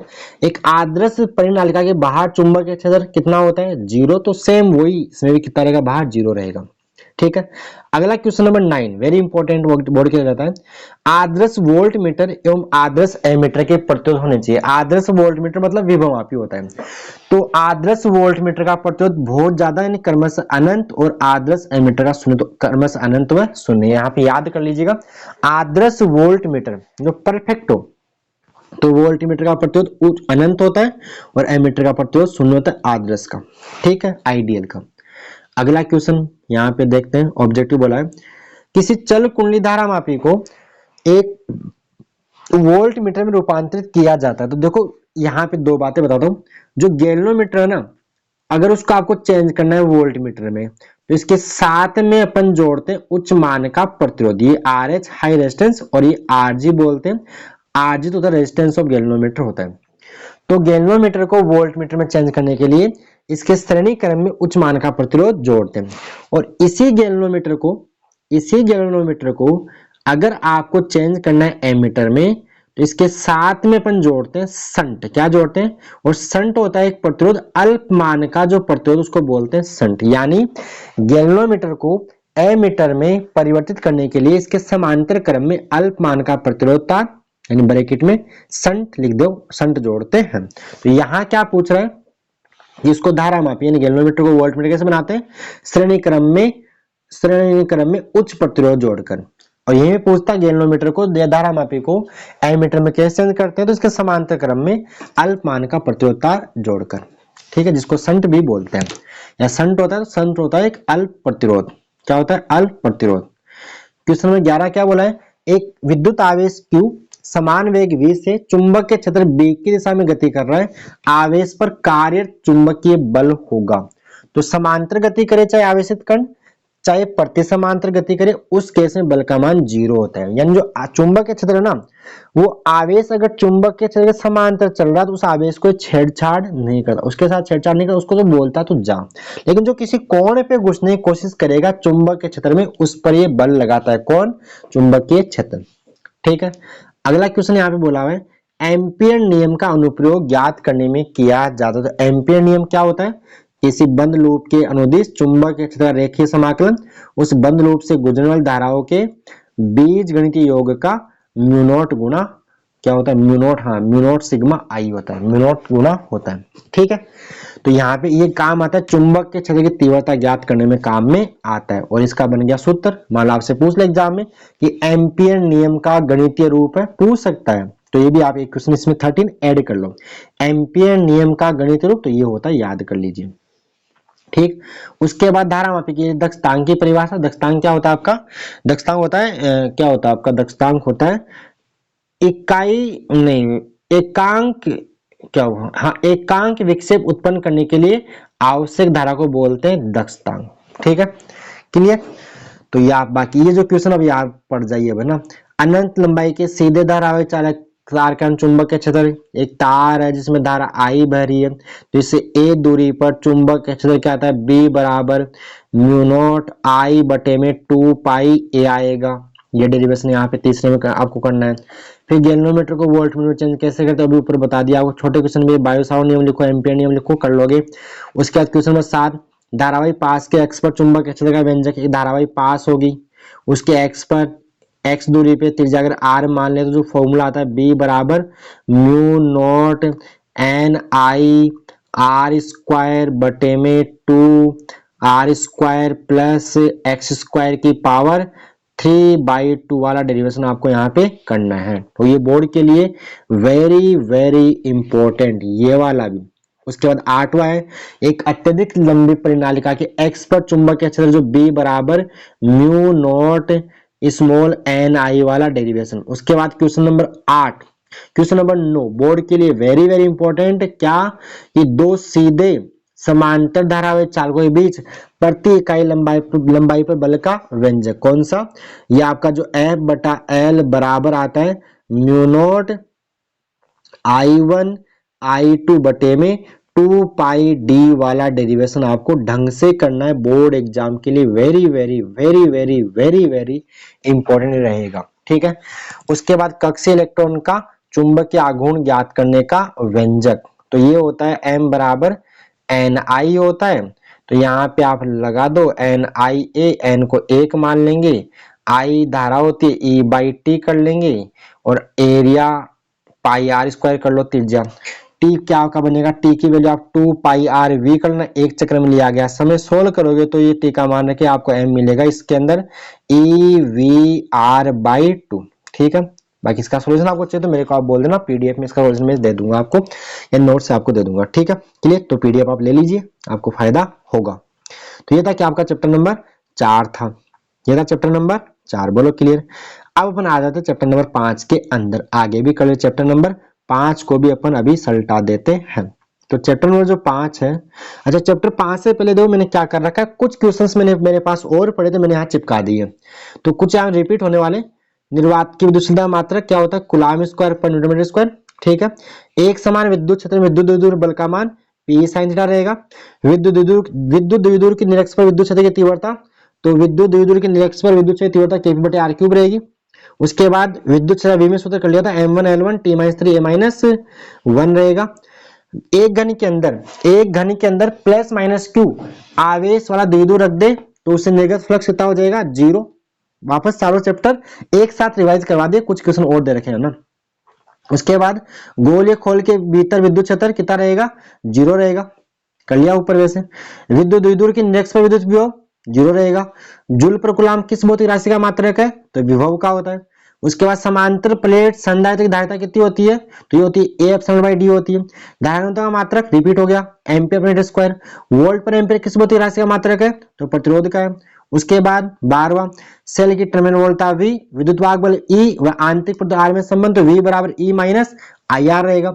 उसके बाद क्वेश्चन नंबर 13 क्या बोला है, 3 ओम और 6 ओम के दो प्रतिरोध समांतर में जुड़े हैं, तो इनका तुल्य प्रतिरोध तो क्या होता है, समांतर में दो जुड़े हो तो R इक्विवेलेंट बराबर क्या होता है, R1 R2 बटे में क्या रहेगा, R1 प्लस R2 रहेगा। तो 3 गुणा 6 बटे में 3 प्लस 6 करोगे, 6 × 18/9, तो आपका आ जाएगा 2 ओम, इसका आंसर आ जाएगा। बोलो क्लियर। अगला क्वेश्चन यहाँ पे क्या बोला है, चित्र में दर्शाए गए प्रतिरोध का मान ओम में होगा, तो आप खुद निकालना भी आपको तरीका जो बताया था उससे, ठीक है। एक चालक की लंबाई दुगुनी अनुप्रस्थ का आधा तो परिवर्तित पदार्थ का विशिष्ट प्रतिरोध, तो ये अपरिवर्तित रहेगा क्योंकि लंबाई अनुप्रस्थ काट निर्भर नहीं करता है। सदिश रूप कर लिया था अभी ऊपर, ये हो गया सदिश रूप, हो गया बायो-सावर्ट नियम का। पहला नियम किरचॉफ का आवेश के ऊपर है, दूसरा किसके ऊपर है, ऊर्जा के ऊपर, तो ये हो गया आवेश ऊर्जा। निर्वात की चुंबकशीलता का मान ऊपर बताया था 4 पाई इंटू 10⁻⁷ न्यूटन पर एम्पीयर स्क्वायर। देखो पहले मात्रा में गड़बड़ कर दी, ए लिख के छोड़ दिया है। उसके बाद 19वां साल रिपीट हो गया। एक आवेश चुंबक क्षेत्र के लंबवत प्रवेश करता है तो कार्यरत बल Q भी रहेगा। विभव प्रवणता मात्रक वोल्ट पर एम्पीयर। बिंदु आवेश के लिए समविभव फर्स्ट, तो कैसा होता है, गोलाकार होता है। उसके बाद एक सवाल और करवा देते हैं यहाँ पे। सवाल नंबर 22 क्या बोला है, 10 सेंटीमीटर त्रिज्या, 10 सेंटीमीटर स्पीड से करवाया ना, ऐसे स्पीड से करवा दे, है ना। 10 सेंटीमीटर त्रिज्या हुआ 100 फेरे वाली कुंडली में 1 एम्पीयर धारा प्रवाहित हो रही है, तो कुंडली के केंद्र पर चुंबक क्षेत्र का परिमाण, तो यहां आपको लगाना है फॉर्मूला, कौन सा लगाना है, B बराबर, एक कुंडली होती है, क्या होती है, एक कुंडली होती है, कुंडली की त्रिज्या अगर R है, इसमें धारा I प्रवाहित हो रही है, तो इसके केंद्र पर चुंबक क्षेत्र जो होता है वो होता है, क्या होता है, B बराबर म्यू नॉट NI बटे में 2R होता है। तो यहाँ पे मान रखते हैं त्रिज्या 10 में त्रिज्या, तो म्यू नॉट का मान 4 पाई गुणा 10⁻⁷ कर लो आप, और क्या है n 100 फेरे, तो 100 कर लो, धारा 1 है, त्रिज्या का मान 10, तो 10 गुणा 10⁻2 करोगे तो ये कट जाएगा, ये 0 यहाँ चल जाएगी, तो 4 पाई अच्छा पूरा नहीं जाएगा, ये 10⁻⁷ है, तो यहाँ 10⁻5 बच जाएगा, तो बचेगा 4 पाई, कितना बचेगा, 4 पाई इंटू 10⁻⁵, ठीक है, ये बचेगा, और साथ में 10 और बचेगा, तो 10⁻4 आ जाएगा, 10⁻, और 4 पाई होता है आपका, 4 पाई, ये शायद गलती हो गई मेरे से कुछ ना कुछ, 4 पाई, तो 4 पाई तो 12.56 होता है, तो यहाँ पे क्या गलती होगी, एक बार दोबारा देखिए इसको, म्यू नॉट NI, थोड़ी गलती होगी, म्यू नॉट NI बटे में 2R रहेगा, हाँ 2 का भाग भी देंगे ना, तो ये लगभग आपका आया 6.28 इंटू इसका 4 टेस्ला आ जाएगा, 2R भी तो नीचे, ठीक है। सोल्व करना, देखो मान रख के सोल्व करना, आंसर आना चाहिए, ठीक है। देखने के बाद आगे आ जाओ, आगे अपन चैप्टर नंबर 5 के अंदर, किसमें आ गए हैं, चैप्टर नंबर 5 के अंदर, तो आगे चलो शुरू करते हैं। चैप्टर नंबर 5 क्या बोला है, L लंबाई व M चुंबकीय आघूर्ण की छड़ को मोड़कर अर्धवर्ताकार बनाया गया, तो इसका चुंबकीय आघूर्ण होगा। तो देखिए बोला क्या, एक छड़ थी जिसकी लंबाई क्या थी, चुंबकीय L लंबाई, छड़ को आघूर्ण, चुंबकीय छड़ मान लीजिए, यहाँ पे इसकी लंबाई कितनी थी, L थी, चुंबकीय आघूर्ण क्या था, M था, तो मान लो इसकी ध्रुव प्रलता QM मान लो, तो M क्या रहा होगा, एम आपका रहा होगा पहले Q into L, Q M बोल दो, क्यू एम इंटू एल रहा होगा। फिर क्या कर रहा है, इसको अर्धवर्ताकार में मोड़ दिया, तो अब यहाँ पे ध्रुव क्यू एम और क्यू एम रहेगा, तो ये दूरी कितनी आएगी, तो जो पूरी जो दूरी रहेगी वो रहेगी आपकी पाई आर रहेगी, पाई आर, तीजा आर मान लो, तो पाई आर का मान एल रहेगा, तो यहाँ आर आर का मान आएगा एल बटा पाई आएगा। अब जो दूरी यहाँ पे दोनों के बीच की 2r आ जाएगी, तो चुंबक के आघूर्ण होगा QM इंटू 2l, तो इसका आंसर हो जाएगा जो चुंबक के आघूर्ण QM इंटू में 2r यानी 2l बटे में पाई रहेगा, 2l बटे में पाई। तो ध्यान से आप देखोगे ना, तो QM इंटू एल, तो इसका आंसर आएगा 2m बटे में पाई, ऑप्शन बी इसका सही रहेगा। ठीक है, क्लियर। अगला question number second, chapter number 5, चुंबकत्व एवं द्रव्य। चुंबकीय आघूर्ण, चुंबकीय आघूर्ण, अच्छा कैपिटल एम चुंबकीय आघूर्ण और स्मॉल एम ध्रुव सामर्थ्य के चुंबक को दो समान भागों में विभाजित किया जाता है, तो प्रत्येक भाग का चुंबकीय आघूर्ण, बच्चों ये समान भागों में विभाजित कर दिया तो आधा हो जाएगा, कैसे भी कैसे आधा, क्या दूरी कम चाहिए, मतलब आधा हो जाएगा, कितना हो जाएगा, आधा हो जाएगा m/2। उसके बाद थर्ड क्या बोला है, चुंबकीय द्विध्रुव आघूर्ण कैसी राशि है, तो बच्चों ये होती है सदिश राशि, इसकी दिशा होती है जैसे विद्युत द्विध्रुव आघूर्ण की दिशा होती है ऋणावेश से धनावेश की ओर, वैसे जो चुंबकीय द्विध्रुव आघूर्ण होती है, एक मैं छड़ चुंबक की बात करूं, मान लो छड़ चुंबक है, एक तरफ क्या रहेगा इसका साउथ, एक तरफ क्या रहेगा नॉर्थ रहेगा, साउथ और नॉर्थ, साउथ और नॉर्थ, तो इसकी दिशा होती है दक्षिण ध्रुव से उत्तरी ध्रुव की ओर। यानी यहाँ चुंबक के अंदर या विद्युत के अंदर जो काम ऋणावेश करता था वही काम यहाँ कौन करता है, दक्षिण ध्रुव, और जो काम विद्युत के अंदर धनावेश करता है वो काम यहाँ कौन करता है, उत्तरी ध्रुव करेगा। तो साउथ से नॉर्थ, साउथ से नॉर्थ रहेगी, साउथ से नॉर्थ रहेगी। क्या बात क्लियर है? आगे तो सदिश होगी, दिशा सदिश राशि है ये। तो उसके बाद एक चुंबकीय सुई को एक असमान चुंबकीय क्षेत्र में रखा जाता है, तो उस अनुभव करते हो, सेम वही कहानी है जैसे अपन विद्युत द्विध्रुव को अपन एक समान चुंबक के क्षेत्र में रखते हैं, तो उस पर बल का मान 0 होता है, बलागुण 0 नहीं होता है, और असमान में बल और बलागुण दोनों 0 नहीं होते, तो यहाँ पे एक बल और एक बलागुण दोनों इस पर लगने वाले, एक बल और एक बलागुण। बोलो क्लियर। उसके बाद बात करते हैं क्वेश्चन नंबर 5, प्रतिचुंबकीय पदार्थ के लिए चुंबकीय प्रवृत्ति। तो बच्चों प्रतिचुंबकीय पदार्थ के लिए जो चुंबकीय प्रवृत्ति होती है वो होती है ऋणात्मक और अल्प, ऋणात्मक और अल्प, जैसे माइनस का 0.01 हो गया ऐसा, तो ऋणात्मक कम और ऋणात्मक, इसका ऑप्शन ए सही रहेगा। उसके बाद क्वेश्चन नंबर जो नेक्स्ट है छठा, यदि प्रतिचुंबकीय पदार्थ दंड चुंबक के उत्तरी या दक्षिण ध्रुव के पास लाया जाए तब, तो चाहे आप छठ चुंबक उत्तरी ध्रुव के पास लाओ चाहे दक्षिण ध्रुव के पास लाओ तो दूर ही भागेगा, तो ध्रुव द्वारा प्रतिकर्षित होता है, ऑप्शन बी इसका सही रहेगा। बात क्लियर है? आगे आ जाओ, अगला क्वेश्चन क्या बोला है, क्वेश्चन नंबर 7, यदि यदि प्रतिचुंबकीय अनुचुंबकीय एवं लोहे चुंबकीय पदार्थों की चुंबक प्रवृत्ति, मतलब चुंबकीय प्रवृत्ति x D X P x है पर, तब उनके मध्य सही संबंध, तो पता होना चाहिए सबसे ज्यादा चुंबकीय प्रवृत्ति सबसे कम होती है आपकी प्रतिचुंबकीय, यानी एक्स डी आ जाएगा। उसके बाद क्या रहेगा आपका अनुचुंबकीय की आएगी, उसके बाद क्या आएगी आपकी लोहे चुंबकीय की आएगी, तो इसका सही option X D X P X F ही आपका हो जाएगा, ऑप्शन ए इसका सही रहेगा। क्लियर है? बात समझ आ गई? देखो प्रतिचुंबकीय पदार्थ की चुंबकीय प्रवृत्ति कम और ऋणात्मक होती है, अनुचुंबकीय पदार्थ की चुंबकीय प्रवृत्ति कम और धनात्मक होती है, कम और धनात्मक जैसे 0.01 समथिंग, ये अनुचुंबकीय, और 1000 के आसपास बहुत ज्यादा जैसे 1000 के आसपास तो वो आपका बनता है लोहे चुंबकीय पदार्थ, चुंबकीय प्रवृत्ति। ठीक है, बात क्लियर? आगे आओ, क्वेश्चन नंबर 8 क्या बोला है, वह कौन सा गुण है जो केवल लोहे चुंबकीय पदार्थ प्रदर्शित करता है, तो बच्चों ये होता है शैथिल्य। क्या होता है? इसका सही ऑप्शन ए रहेगा, हालांकि ये शैथिल्य अब सिलेबस में नहीं है, मैंने ये एक्स्ट्रा दे दिया। इसमें एक BH वक्र बनता है, ये वाला ऐसा एक वक्र बनता था पहले, इसी को बोलते हैं BH वक्र बोलते हैं, यहाँ पे H और यहाँ पे B लेते हैं, BH वक्र ये होता है, और यही होता है शैथिल्य प्रभाव, जो सिर्फ और सिर्फ दिखाते हैं लोहे चुंबकीय पदार्थ दिखाते हैं, सिर्फ कौन दिखाते हैं? लोहे चुंबकीय पदार्थ ही दिखाते हैं। क्या बात क्लियर? आगे बात समझ में। उसके बाद प्रतिचुंबकीय पदार्थ का उदाहरण, तो ये होता है आपका कॉपर होता है, क्या होता है? कॉपर, जिंक, एल्यूमिनियम अनुचुंबकीय होता है, बाकी फेरस निकिल लोहे चुंबकीय होता है, इसका आंसर क्या आएगा? कॉपर। ठीक, उसके बाद बात करते हैं किसके लिए चुंबकीय पारगम्यता, question number next question number 10, किसके लिए? चुंबकीय पारगम्यता अधिकतम है। तो चुंबकीय पारगम्यता अधिकतम होती है बच्चों लौह चुंबकीय पदार्थ की। किसकी होती है? लौह चुंबकीय पदार्थ की होती है। बात क्लियर है? उसके बाद सभी पदार्थों का सार्वत्रिक गुण क्या होता है? तो बच्चों ये होता है प्रतिचुंबकत्व। क्या होता है? प्रतिचुंबकत्व। ठीक है, प्रतिचुंबकत्व। उसके बाद बात करते हैं क्वेश्चन नंबर 12वां। अतिचालक पूर्णतः प्रदर्शित करते हैं।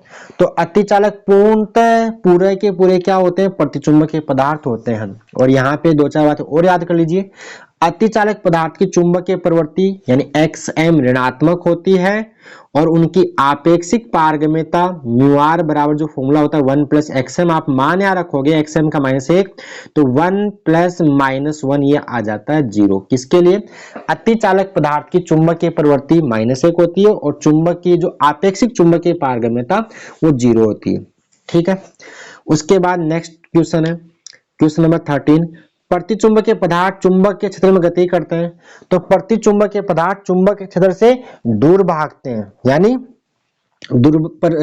परबल से दुर्बल क्षेत्र की ओर इसका आंसर रहेगा। बात क्लियर है? बाकी आप सारे गलत रहेंगे इसके अंदर। उसके बाद क्वेश्चन नंबर नेक्स्ट है, निम्न में से कौन सा अचुंबकीय? तो अचुंबकीय बच्चों होगा पीतल होगा। क्या होगा? देखो लोहा निकल कोबाल्ट तीनों लोह चुंबकीय, तो सिर्फ क्या बचता है? पीतल ही बचता है। तो पीतल होगा यहाँ पे अचुंबकीय, जिसमें चुंबकीय गुण नहीं होते हैं। उसके बाद बोला है क्वेश्चन नंबर 15, डोमेन का निर्मित। तो डोमेन किसमें बनती है? डोमेन बनती है लोह चुंबकीय पदार्थों में।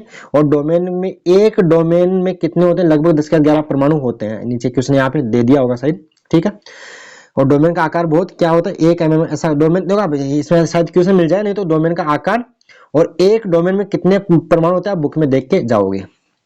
उसके बाद क्वेश्चन नंबर 16 क्या बोला है? किसी पदार्थ की आपेक्षिक पारगम्यता 1.00001 है।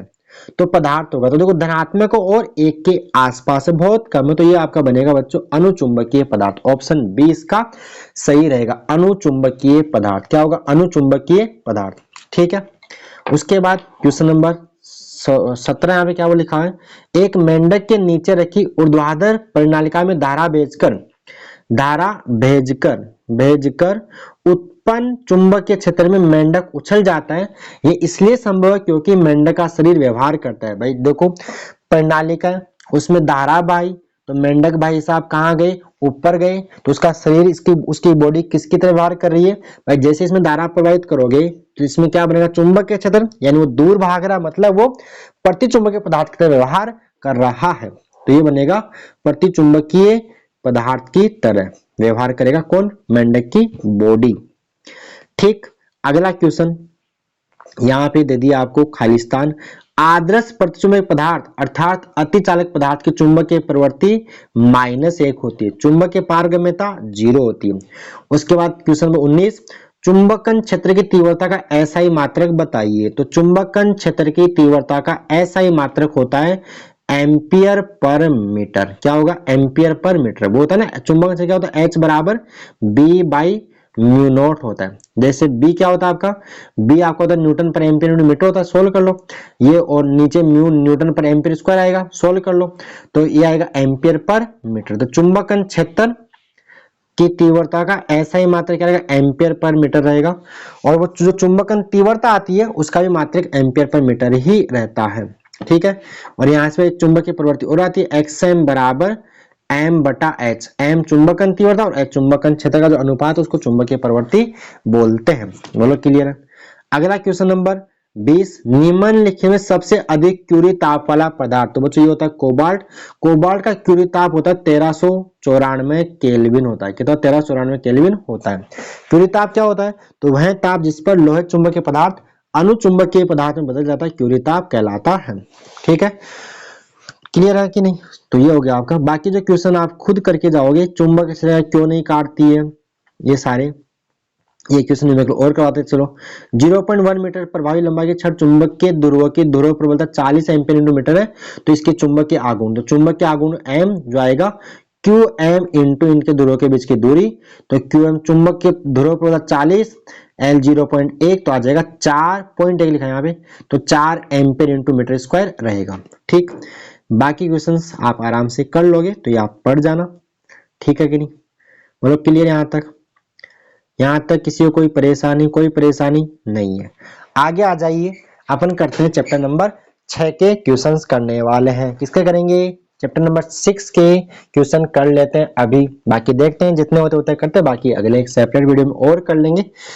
तो चलिए आगे बोला है, नेक्स्ट क्वेश्चन क्या बोला है? क्वेश्चन नंबर चैप्टर नंबर 6 वैद्युत चुंबकीय प्रेरण के अंदर क्या बोल रखा है देखिए। क्वेश्चन नंबर फर्स्ट, ऑब्जेक्टिव करते हैं पहले। प्रेरित विद्युत वाहक बल का परिमाण चुंबकीय फ्लक्स में समय के साथ होने वाले परिवर्तन दर के बराबर होता है। तो ये नियम है। तो आपने फैराडे का दूसरा नियम, फैराडे का नियम पढ़ा ना कि फ्लक्स में परिवर्तन की दर किसके बराबर होती है? विद्युत वाहक बल के बराबर। और ये किसने दे रखा है? फैराडे द्वारा ये नियम दिया गया। तो फैराडे द्वारा क्या होगा? ये फैराडे का नियम बोल दिया, फैराडे द्वारा। फैराडे का नियम भी आप याद कर लेना, एग्जाम में पूछता रहता है। फैराडे का नियम और लेंज का नियम याद करना, एग्जाम में पूछता रहता है। अगला क्वेश्चन बोला है, आर प्रतिरोध के परिपथ में डेल टी समय में डेल फाई चुंबकीय फ्लक्स परिवर्तित होता है। तो डेल टी समय परिपथ में प्रवाहित कुल आवेश होगा। तो कुल आवेश रहेगा आपका, रहेगा डेल्टा फाई बटे में आर। क्या रहेगा? डेल्टा फाई बटे में आर रहेगा कुल आवेश। ठीक है। और आपसे कई बार बोलता है कि डेल्टा फाई बटे आर का मात्रक बताओ, या ये कौन सी राशि है? तो बच्चों ये मात्रक कूलाम आएगा और राशि क्या रहेगी? आवेश रहेगी। बात क्लियर? उसके बाद क्वेश्चन नंबर 3 क्या बोला है? एक तांबे की वलय को क्षैतिज रखा गया। तांबे की वलय मान लो, इसको क्षैतिज रखा गया। तो एक दंड चुंबक को, मान लो दंड चुंबक है, दंड चुंबक को वलय की एक्स की दिशा में गिरा रहा है, नीचे को मान लो गिरा रहा है, दंड चुंबक नीचे गिर रही होगी। तो गिराया जाता है। तो फुल स्टॉप, गिरते हुए चुंबक का त्वरण जब वह वलय में से गुजर रहा होगा। तो जब इसको गिराओगे ना, इसमें क्या बनेगी? धारा बनेगी। ठीक है। और वो इसका नीचे आने का, वो धारा क्यों बन रही है? इसके नीचे आने के बाद जब ये कुंडली, ये चुंबक नीचे आएगी, तो इस कुंडली से गुजरने वाले चुंबक क्षेत्र क्या होगी? परिवर्तित होगी। और जब इस कुंडली से गुजरने वाली चुंबकीय क्षेत्र परिवर्तित होगी, तो इसमें क्या होगा? इसका फ्लक्स होगा परिवर्तित, और फ्लक्स होगा परिवर्तित, इसमें क्या बनेगा? विद्युत वाहक बल। परिपथ बंद तो क्या बनेगी? धारा बनेगी। परिपथ बंद है यहाँ पे, खुला हुआ धारा नहीं बनेगी। और धारा बनेगी तो वो क्यों बन रही है? वो लेंज के नियम का पालन करेगी, जिससे वो उत्पन्न हुई उसी कारण का वो विरोध करेगी। तो नीचे क्यों बन रही धारा? चुंबक के नीचे आने की वजह से। तो इसी का विरोध करेगी। तो ऊपर धारा यानी इसको ऊपर क्या करेगी? प्रतिकर्षित करेगी। तो इसका जो त्वरण होगा वो जी से, जो गुरुत्व त्वरण से क्या हो जाएगा? कम। तो गुरुत्व त्वरण से कम इसका आंसर रहेगा। बात क्लियर है? उसके बाद क्वेश्चन नंबर 4 जो बोला है, वो बोला हुआ है 10 ओम प्रतिरोध के लूप से, 10 ओम प्रतिरोध के लूप से संबद्ध चुंबकीय फ्लक्स फाई बराबर आपको दे रखा है 5t² - 4t + 1 वेबर है। तो 0.1 सेकंड पश्चात लूप में कितनी धारा बहेगी? तो सबसे पहले आप निकालिएगा यहाँ पे विद्युत वाहक बल क्या होता है? d∅/dt फैराडे के नियम से। इसका अपन करेंगे अवकलन, तो आएगा 10t-4। कहाँ निकालना है? 0.2 सेकंड पे। तो आप t का मान क्या रखो? 0.2 रखो, माइनस का आएगा 4 आएगा। तो 0.2 आप रख के सोल्व करोगे तो 2 - 4 बनेगा, यानी माइनस का 2 वोल्ट। ठीक है, इतना क्लियर? तो परिमाण कितना आ जाएगा? ई का मान 2 वोल्ट आ गया। धारा निकाल, धारा क्या होती है? विद्युत वाहक बल बटे में प्रतिरोध होगा। तो विद्युत वाहक बल कितना आया? 2 आया। प्रतिरोध कितना दे रहा है? 10 ओम दे रखा। तो यहाँ 2/10 करेंगे तो आंसर कितना आ जाएगा? 0.2 ओम इसका आंसर। सो धारा पूछा 0.2 एम्पियर, 0.2 एम्पियर इसका आंसर रहेगा। तो ऑप्शन बी इसका सही रहेगा। बोलो क्लियर है? अगला क्वेश्चन नंबर जो 5 बोला है, पूर्व से पश्चिम दिशा में स्थित कोई 2 मीटर लंबा सीधा क्षैतिज चालक तार 0.3 × 10 टेस्ला के पृथ्वी के चुंबक के क्षेत्र के क्षैतिज घटक के लंबवत 5 मीटर प्रति सेकंड की चाल से गिर रहा है। तो तार के सिरों के मध्य प्रेरित विद्युत वाहक बल। तो यहाँ सीधा एक फॉर्मूला, भाई छड़ गिर रहे ऐसे मान लीजिए, तो फॉर्मूला लगा दो कौन सा? E बराबर BVL वाला। B जो भी चुंबक क्षेत्र आपको दिया वो ले लीजिए। तो B का मान 0.3 × 10⁻⁴ है, और V का मान वेग दिया है 5 मीटर पर सेकंड, और लंबाई दे रखी है 2 मीटर। 5 × 2 10 आएगा, 0.3 से आप गुणा करोगे तो 3 × 10⁻⁴ वोल्ट इसका आंसर आ जाएगा। ऑप्शन ए इसका सही रहेगा। बोलो क्लियर? आगे आ जाओ, क्वेश्चन नंबर जो नेक्स्ट बोला हुआ है चुंबकीय फ्लक्स की विमा बताओ। तो चुंबकीय फ्लक्स का फॉर्मूला सबको आता ही है, फाई बराबर बी ए कोस थीटा होता है, हाँ या ना। चलो इसके सारे मात्रक भी करते हैं। चुंबकीय फ्लक्स का मात्रक निकालते हैं। तो चुंबकीय क्षेत्र टेस्ला, ये मीटर स्क्वायर, इसको बोलते हैं वेबर बोलेंगे। क्या बोलेंगे? शॉर्ट में बोलते हैं वेबर। थोड़ा और सोल्व करें, पोस्टमार्टम करें, तो टेस्ला होता है न्यूटन पर एम्पियर इंटू मीटर, ये मीटर स्क्वायर आएगा। तो मीटर मीटर कट गया तो बनेगा न्यूटन मीटर पर एम्पियर। और न्यूटन मीटर को क्या बोल सकते हैं भाई साहब? जूल बोलेंगे।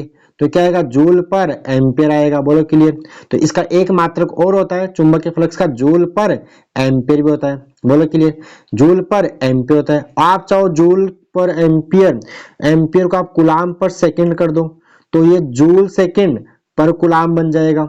बोलो क्लियर। और जूल पर कुलाम क्या होता है? वोल्ट होता है। तो वोल्ट इंटू सेकंड भी चुंबकीय फ्लक्स का ही मात्रक होता है। तो मैंने मात्रक का पूरा पोस्टमार्टम कर दिया। ये ऐसा ही मात्रक है। सीजीएस मात्रक चुंबकीय फ्लक्स का मैक्सवेल होता है। क्या होता है? और एक वेबर में 10 की घात 8 मैक्सवेल होते हैं। एक वेबर में कितने मैक्सवेल होते हैं? 10 की घात 8 मैक्सवेल होते हैं। कोई दिक्कत आपको यहां तक? चलो अपने विमा निकालनी है। तो विमा के लिए भाई साहब आप सबसे बेटर मात्र होगा जूल पर एम्पियर होगा। और आपको मैंने कई बार बोला है कि विमा कुछ आप याद रखिए, वेग, त्वरण, बल, कार्य, आवेश की याद रखिए। तो यहाँ कार्य की जूल, जूल क्या होता है? M1 L2 T-2 A1, नीचे ऊपर आके A-1 हो जाएगा। तो विमा आ जाएगी M1 L2 T-2 A-1। Option C इसका सही रहेगा। बात क्लियर है? आगे आ जाते हैं सवपरिण गुणांक की विमा। तो सवपरिण गुणांक का फॉर्मूला याद करो। फाई बराबर क्या होता है? LI होता है। फाई बराबर ली, फाई बराबर ली, फाई बराबर ली। ठीक है, जहां एल क्या होगा? सवपरिण गुणांक और I कुंडली में से प्रवाहित धारा। तो यहां से एल बराबर क्या बनेगा? एल बराबर फाई बटा आई बनेगा। फाई होता है वेबर, मात्रक पे आ गया हूं, और आई होता है एम्पियर। तो वेबर पर होता है, वेबर पर एम्पियर को बोलते हैं हेनरी। तो आपसे पूछ ले सवपरिण गुणांक का ऐसा ही मात्रक बताओ, तो हेनरी होता है। आगे पोस्टमार्टम कर लो। तो वेबर अभी थोड़ी देर पहले लिखा ऊपर ही, जूल पर एम्पियर, नीचे एम्पियर, तो आएगा जूल पर एम्पियर स्क्वायर। और विभव के रूप में आता है ये वोल्ट सेकंड पर एम्पियर। आप सोल्व कर लेना। बात क्लियर है? तो विमा के लिए सबसे बेटर मात्रक होगा जूल पर एम्पियर स्क्वायर। तो जूल होता है M1 L2 T-2 और नीचे A2 ऊपर आके A-2 बन जाएगा। तो M1 L2 इसकी A आएगी। तो फ्लक्स में A-1 आता है और यहाँ पे A-2 आता है। बस इतना ही फर्क है, आपका काम हो जाएगा। ठीक, आगे आ जाओ। लेंज का नियम देता है। तो लेंज का नियम देता है प्रेरित धारा की दिशा, प्रेरित धारा की दिशा ये बताता है। ठीक है, उसके बाद क्वेश्चन नंबर 10, ये सवाल ऐसे, तांबे के तार की कुंडली व एक तार, ये तांबे के तार की कुंडली दे रखी है और एक तार ए बी चित्र अनुसार कागज के तल में स्थित है। फिर बोला है तार में प्रवाहित धारा आई का मान बढ़ रहा है। ये बोल रहा है तार में जो धारा प्रवाहित हो रही है उसका मान क्या हो रहा है? बढ़ रहा है। तो कुंडली में प्रेरित धारा की दिशा होगी, कुंडली में प्रेरित धारा की दिशा होगी। तो क्या हो रहा है बच्चों? ये जो करंट है ना, इस वाले करंट से आप बनाओ चुंबक, ऐसे ऐसे बनेगा। तो यहाँ डॉट बनेंगे, यानी बाहर वाला धारा बढ़ेगी तो चुंबक क्षेत्र बढ़ेगा, यानी बाहर वाला बढ़ रहा है। तो लेंज का नियम क्या बोलता है कि जो भी हो रहा है उसका विरोध करो। तो बाहर वाला चुंबक क्षेत्र बढ़ रहा है तो बाहर वाला घटाना, तो इसमें कहां बना दो? अंदर बना दो। तो अंदर के लिए अंगूठा जा गया चुंबक के क्षेत्र में, तो मुड़ी हुई अंगुलियां दाएं हाथ की, इसको बताएगी धारा को, तो ऐसे बहेगी, ऐसे मतलब आपकी बहेगी दक्षिणावर्ती बहेगी, यानी घड़ी की दिशा में क्लॉकवाइज। बोलो क्लियर? आगे आ जाओ क्वेश्चन नंबर 11। क्या बोला है? 50 milli ampere, sorry 50 milli henry, 50 milli henry की एक कुंडली में 2 एम्पियर की धारा प्रवाहित होने पर संचित ऊर्जा कितनी होगी? तो कुंडली में संचित ऊर्जा का जो फॉर्मूला होता है, चुंबकीय जो ऊर्जा होती है वो चुंबकीय स्थितिज ऊर्जा के रूप में होती है। U बराबर होता है हाफ LI स्क्वायर होता है सूत्र। बोलो क्लियर? तो 1/2 एल का मान कितना है? 50 मिली, मिली 10 का मान इसका 3 होगा। और है धारा यहाँ पे क्या है? तो 2 का कर लेंगे, वर्ग कर लेंगे। ठीक है, तो 4 आएगा तो ये 4 2 तो 50 से देखो यहाँ पे 2 बचेगा, इस 2 से 2 कट जाएगा ना, तो 50 गुना तो 100, तो 100 गुना 10 के बाद में इसका 3 100 लिख हो जाएगा, 0.1 जूल आएगा, 0.1 जूल, 0.1 जूल इसका आंसर रहेगा। ठीक है, 0.1 जूल। ठीक, अगला क्वेश्चन नंबर 12 जो बोला हुआ है, लंबाई L की एक तांबे की छड़ एक समान चुंबक क्षेत्र B वेक्टर में कोणीय वेग ओमेगा से घुमाई जाती है। ठीक है, घूर्णन एक समांतर व छड़ के एक सिरे से आरोपित है, तो छड़ के सिरों पर उत्पन्न विद्युत वाहक बल, मतलब बात ये छड़ घूम रही है तो उसका विद्युत वाहक बल कितना आता है आपको पता है, लंबाई L है, कोणीय वेग ओमेगा होता है, चुंबक क्षेत्र B होता है, तो E बराबर होता है आपका, क्या होता है, एक मिनट, बी बराबर क्या होता है आपका, बी बराबर होता है, ई बराबर होता है B omega L square by half, B omega L square by 2 रहेगा। बोलो क्लियर। अगला क्वेश्चन है, सौ प्रेरण को डैश डैश भी बोलते हैं, तो इसको विद्युत जड़त्व भी बोलते हैं। क्या बोलते हैं इसको, विद्युत जड़त्व भी बोलते हैं, विद्युत जड़त्व भी बोलते हैं किसको, सौ प्रेरण को। सवाल नंबर सेकंड खालिस्तान में दे रखा है, लेंज का नियम डैश डैश संरक्षण नियम का पालन करता है, तो लेंज का नियम पालन करता है ऊर्जा संरक्षण का, ऊर्जा संरक्षण, principle of conservation of energy को फॉलो करता है लेंजेज लॉ। उसके बाद क्वेश्चन नंबर थर्ड बोल रहा है, सौ प्रेरण में प्रेरित विद्युत वाहक बल के विरुद्ध किया गया कार्य कुंडली में चुंबकीय स्थितिज ऊर्जा के रूप में, लिख लो पूरा, चुंबकीय स्थितिज ऊर्जा के रूप में संचित होता है। सवाल नंबर 3 जो ऐसे आ जाए दिशा वगैरह निकालने के, तो निम्न चित्र में दो कुंडली AB व CD के बीच एक छड़ चुंबक NS को तीर की दिशा में चलाने पर किस कुंडली में प्रेरित धारा बाईं ओर से देखने पर वामावर्त होगी, तो ये आपका रहेगा बाईं ओर से देखने पे इसमें धारा बहेगी वामावर्त, AB के अंदर बहेगी। ठीक है, अब जो न्यूमेरिकल वगैरह है इनका सॉल्यूशन आपको मिल जाएगा PDF के अंदर, आप जैसे PDF परचेज करो PDF के अंदर आपको सॉल्यूशन इनका दे दिया जाएगा। ठीक है, तो न्यूमेरिकल आप करोगे, बाकी जो डेरिवेशंस है ये वाला जो E बराबर आपका BBL वाला डेरिवेशन देखना, उसके बाद ये भी न्यूमेरिकल टाइप ही बनता है लेकिन डेरिवेशन है ये वाला। और जो सबसे इंपॉर्टेंट है यहाँ पे इस बार के लिए आने वाले जो क्वेश्चन होते हैं, ये छठा क्वेश्चन, आठवां question, very very very very important, कौन सा आपका प्रतिधारा जनित्र का नामांकित चित्र और इसका डेरिवेशन E बराबर जो विद्युत भाग बोला E बराबर E not sine omega T वाला डेरिवेशन। बाकी और क्वेश्चन यहाँ पे यही है, और ये आगे जो एक तो ये जो मैंने यहाँ लिखा नहीं है शायद, जो परिनालिका ना, परिनालिका के 100 परिरेक्तों का व्यंजक वो भी कर जाना, परिनालिका के 100 परिरेक्तों जो L बराबर mu naught N square AL जो आता है डेरिवेशन आप करके जाना, परिनालिका के 100 परिरेक्तों, उसके बाद दो समाक्षीय परिनालिका के मध्य अन्योन्य परिरेक्तों भी आपको करके जाना है। तो पूरा तो देखो बच्चों टाइम हो गया अपना, टाइम हो गया अपना, कितना हो गया, 1 घंटा 36 मिनट हो गया, कितना हो गया, 1 घंटा 36 मिनट हो गया। और अभी चैप्टर अपने कितने किए, 6 ही किए, चैप्टर है कितने अपने 14, तो बाकी लेक्चर थोड़ा ज्यादा लंबा हो जाएगा, तो बाकी लेक्चर्स अपन सेकंड लेक्चर में, जो बाकी चैप्टर से अपन सेकंड लेक्चर में करने की कोशिश करेंगे। ठीक है, तो आज मैंने 6 चैप्टर करवा दिया।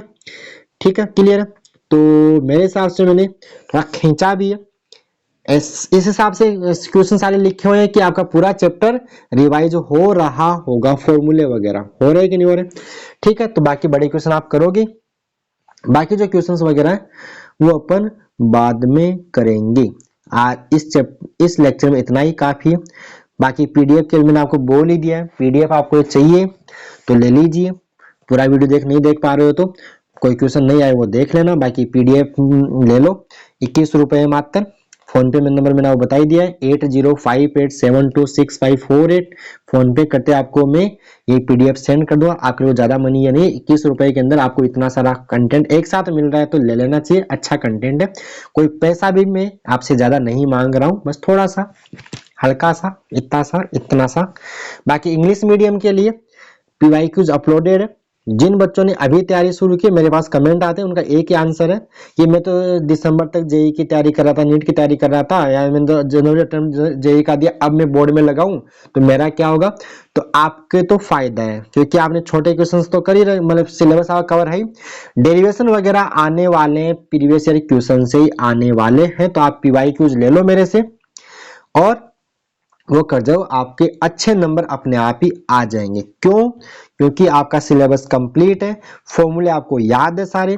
बोर्ड में मैक्सिमम क्वेश्चन फॉर्मूले बेस आते हैं, न्यूमेरिकल आएगा तो फॉर्मूला बेस आएगा। फिल इन द ब्लैंक्स वगैरह, खालिस्तान वगैरह सीधे कोई कॉन्सेप्ट पूछेगा या कोई सीधा फॉर्मूला या मात्रक या विमा पूछता है, या कोई छोटा मोटा फॉर्मूला बेस न्यूमेरिकल पूछता है। क्या बात क्लियर है? तो ये आप ले लीजिए पीडीएफ वगैरह सारी। बाकी लेक्चर्स बाकी जो क्वेश्चन है चैप्टर के, वो अगले लेक्चर में अपन करेंगे। ठीक, ओके प्यारे बच्चों, धन्यवाद।